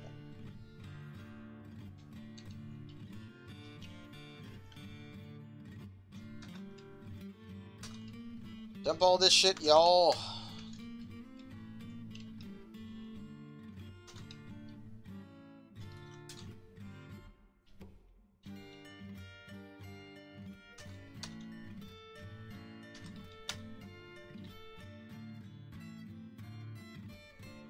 So, what I'm doing by dumping is if you hit the D button, it's the designation menu. That's how you dig, mostly. But then if you go to B, D brings up designate, B brings up, what's it actually called here? Set buildings / item properties. And here you can claim items, forbid items, melt items, or D for dump. Now what a dumped item will be is any item marked for dumping, which these ones in purple are, will be dragged to the nearest dumping activity zone, which I have set one up here that is 1 tile in size. It's a garbage dump. Now garbage dumps aren't necessarily for things you want to throw away. In fact, what I'm doing with this garbage dump is I'm moving all of the stones out of my workshop and storage areas and moving them to next to where my workshop areas are going to be. So any workshops that I'm going to set up that use stone are going to be close to the main staircase, so that they'll have very close proximity to this pile of stones that there's going to be hundreds, if not like 1,000 stones on this one little tile here. And this is a method known as quantum stockpiling, because the state of this of how many stones are on this one tile is not known. The main benefits of this are saving space. It makes your workshops look cleaner, keeps your stuff from being cluttered, as well as these rocks take up space that a stockpile item would want to take up. So it's a convenient way of clearing out spaces you want to build stockpiles in. Plus, it gives me something for my dwarves to do when they aren't otherwise occupied. Because I'm not ready to set up my economy yet. Wow, what kind of fish are these? Shad. It must be summer and the shad are coming through.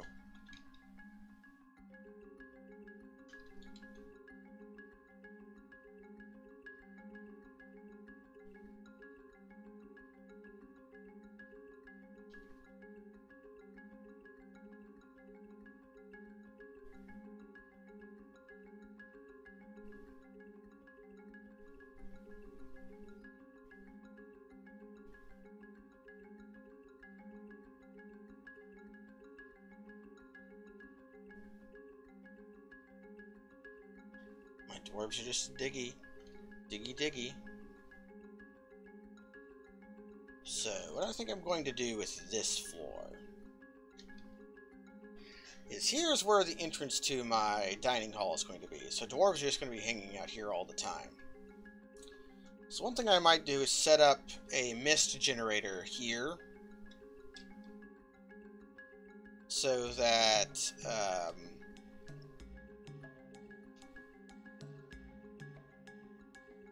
mist forms here a lot. That'll make my dwarves happy because they like seeing mist, but also has the added benefit that I could set up a washing station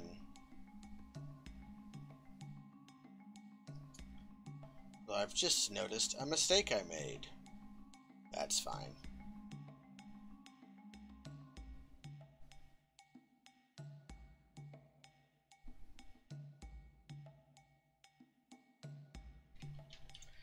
I can just wall this off.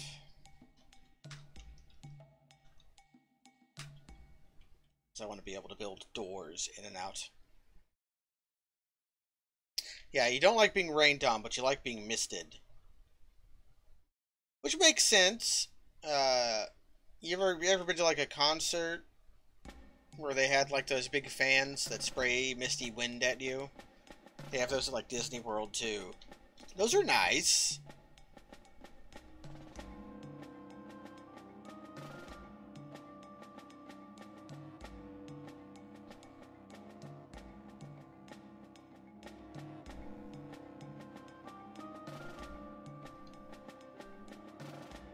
One thing I should also do is begin setting up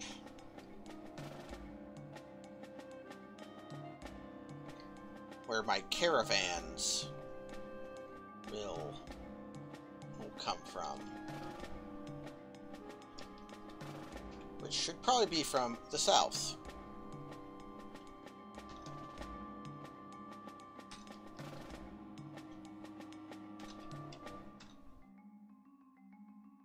Okay, this is what I want.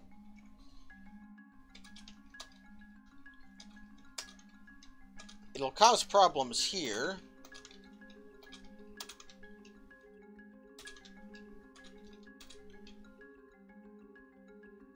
But this should be fine.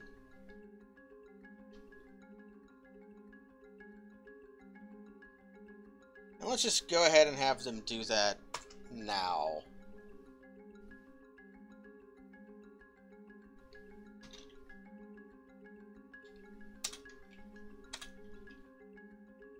While I'm thinking about it.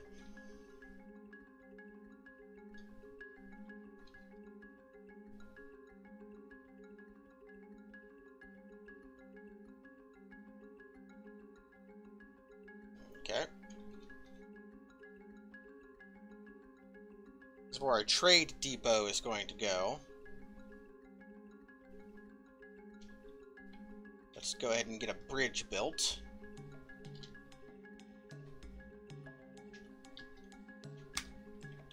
And this bridge will be the trader gate. Doing this so that I can have merchants come and access my fortress while being able to shut off all the entrances to my fortresses at once.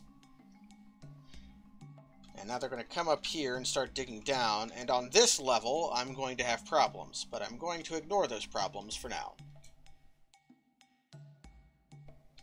And they're digging down. So here's the problems. The problem is that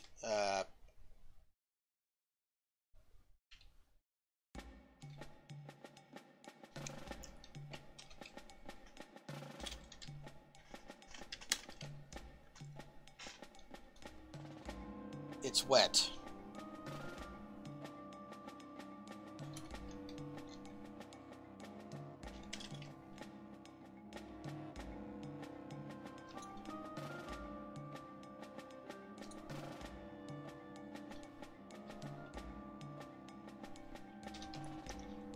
So I'm going to have to dig through here again.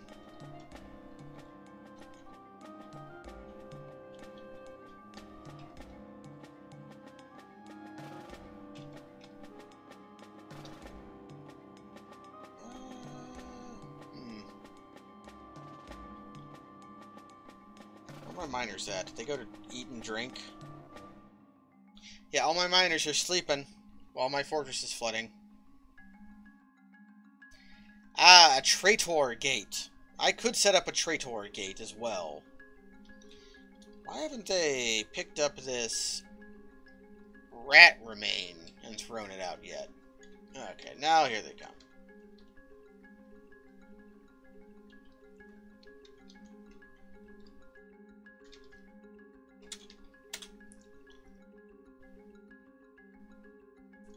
And after they dig down, this will connect everything to my fortress, and now I have stone nearby to build out of. So the first thing you want to do is build your corners. And I also want to build some ramps.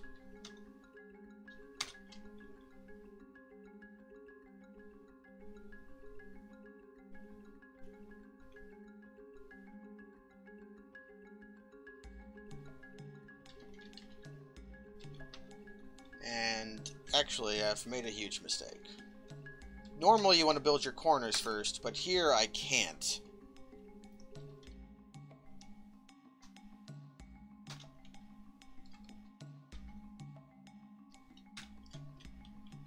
Because you have to be able to walk up to the wall you're building to build it.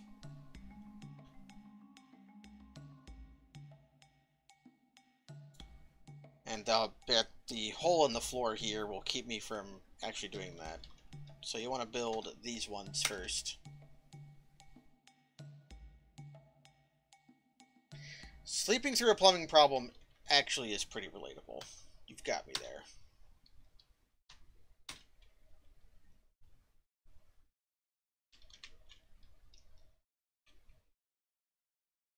Okay. What are my dwarves doing? Somebody needs to... Yeah, there they go. Here they come.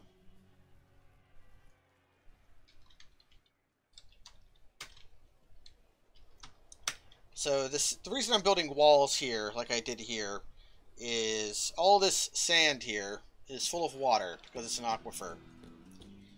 So if you dig it out and then build a wall, the wall will stop the water from flowing through. Which, simple as that.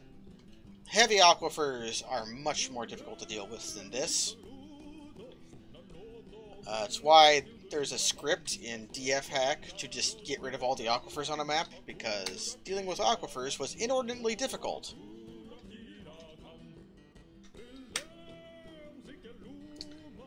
But then they invented light aquifers, which are much more easy to deal with and just useful.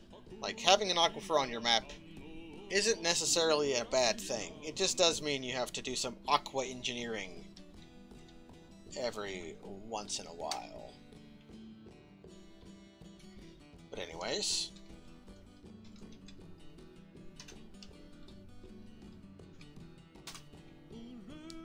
I just wanted to get my place where I can make my depot set up for trading, because in the autumn the dwarves are going to come to trade.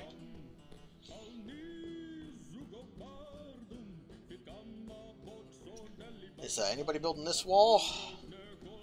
Yeah, somebody is. Okay. And these ramps will lead the traders down and into our fortress.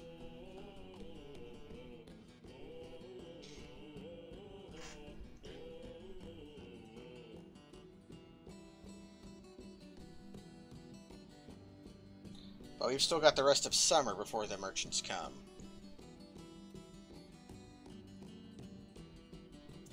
Ah, yeah, set the dwarfs to go drink the water that is there, yes. That might work. Let's try it. If I set this as a water source...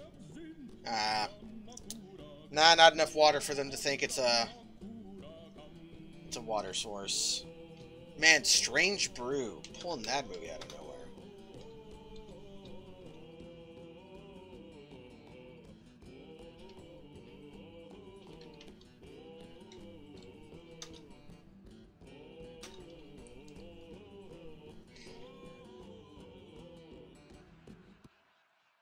It's raining again. Why do I keep getting stuck with these rainy maps?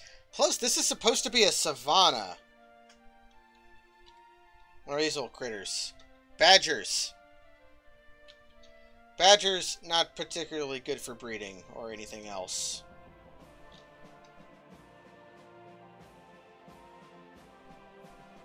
They're just badgers, you know.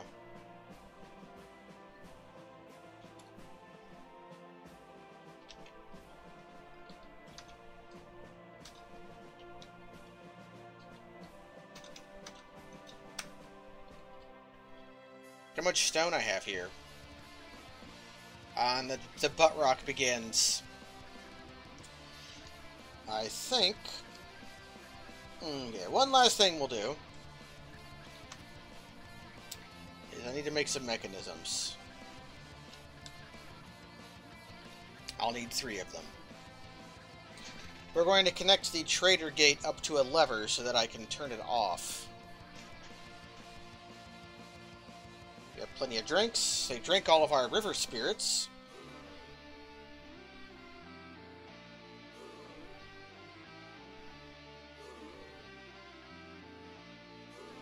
Somebody is hard at work making mechanisms.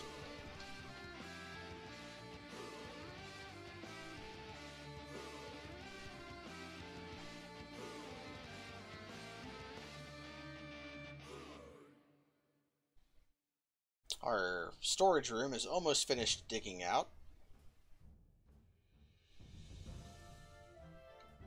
And once our shops and storage are done being dug out, we will dig out the rest of the main hall. Although, after I get the temple and the hospital dug out, I might want to start on bedrooms.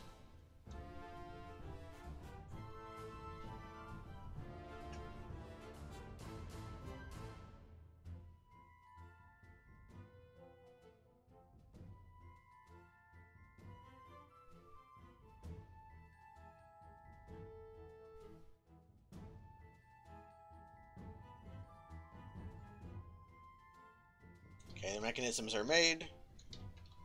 So you go to B to build, Shift T for trap, and then lever. Levers are traps for some reason. Use the fancy one to make it. And this shall be, I'll name this. I like to name my bridges and levers so I know which one connects to which one. It saves you the indignity of accidentally connecting your lever to the wrong bridge.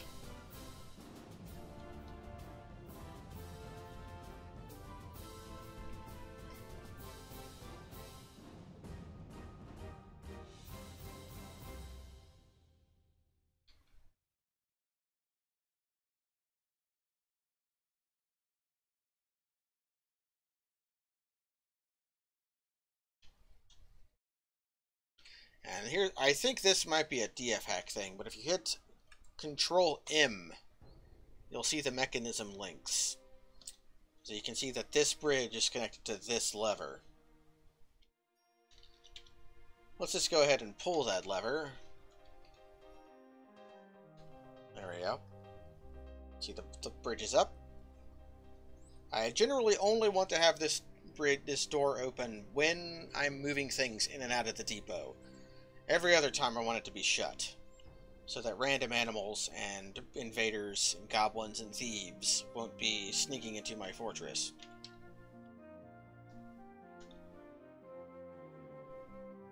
Okay, my miners are almost done.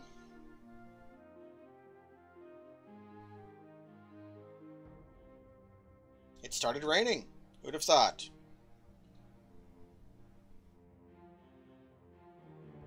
A savanna is kind of defined by how much it rains. But I guess a temperate savanna can rain as much as it damn well pleases.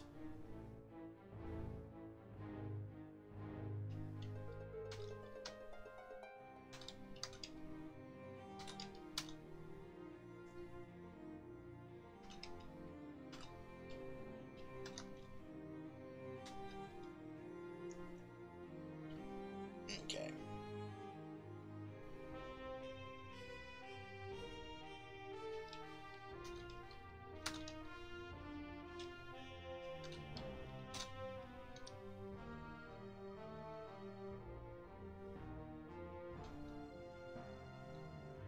My miners are all getting something to eat. Okay, so in our first spring and summer, we've dug out these big chambers and designed our main hall. We're going to expand this later. We've got some interesting shapes, some kidney shapes, some leaf shapes. We've got a fire flower. We have a bit of room. We have a room here for growing with. We've got our stuff set up. We have a novel form of workshops. We have basic living quarters set up as well. And a bridge across the river. And we got our depots set up, including piercing through an aquifer so that everything's nice and tidy. And we have, I never said it, but we have iron. We've got hematite. Don't know if we have any coal, but we do have chalk.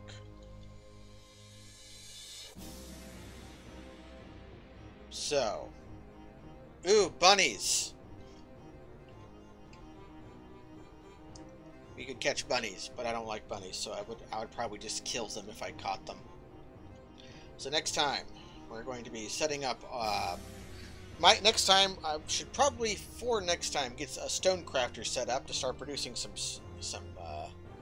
stone goods to trade to the dwarves when they come. We'll have to set up our bedrooms. We need to find the first cavern lair, get a manager and a broker, broker, and bookkeeper set up, start automating some of our things, get a fabric industry up and going with our rope weeds. Lots of stuff to do, but remember our goal. Our goal is to conquer, and to, I want to become a barony, and I want to have the mountain home move to our fortress, which right now is literally just a hole in the ground. But that's going to be for next time. For now, thanks everybody for joining me. Thanks to Nick Thimeron and others for subscribing. We'll see you next time. I'll try to keep track of this fortress. I'm liking its start. I'm sad we didn't catch the alligators. But for now, good night.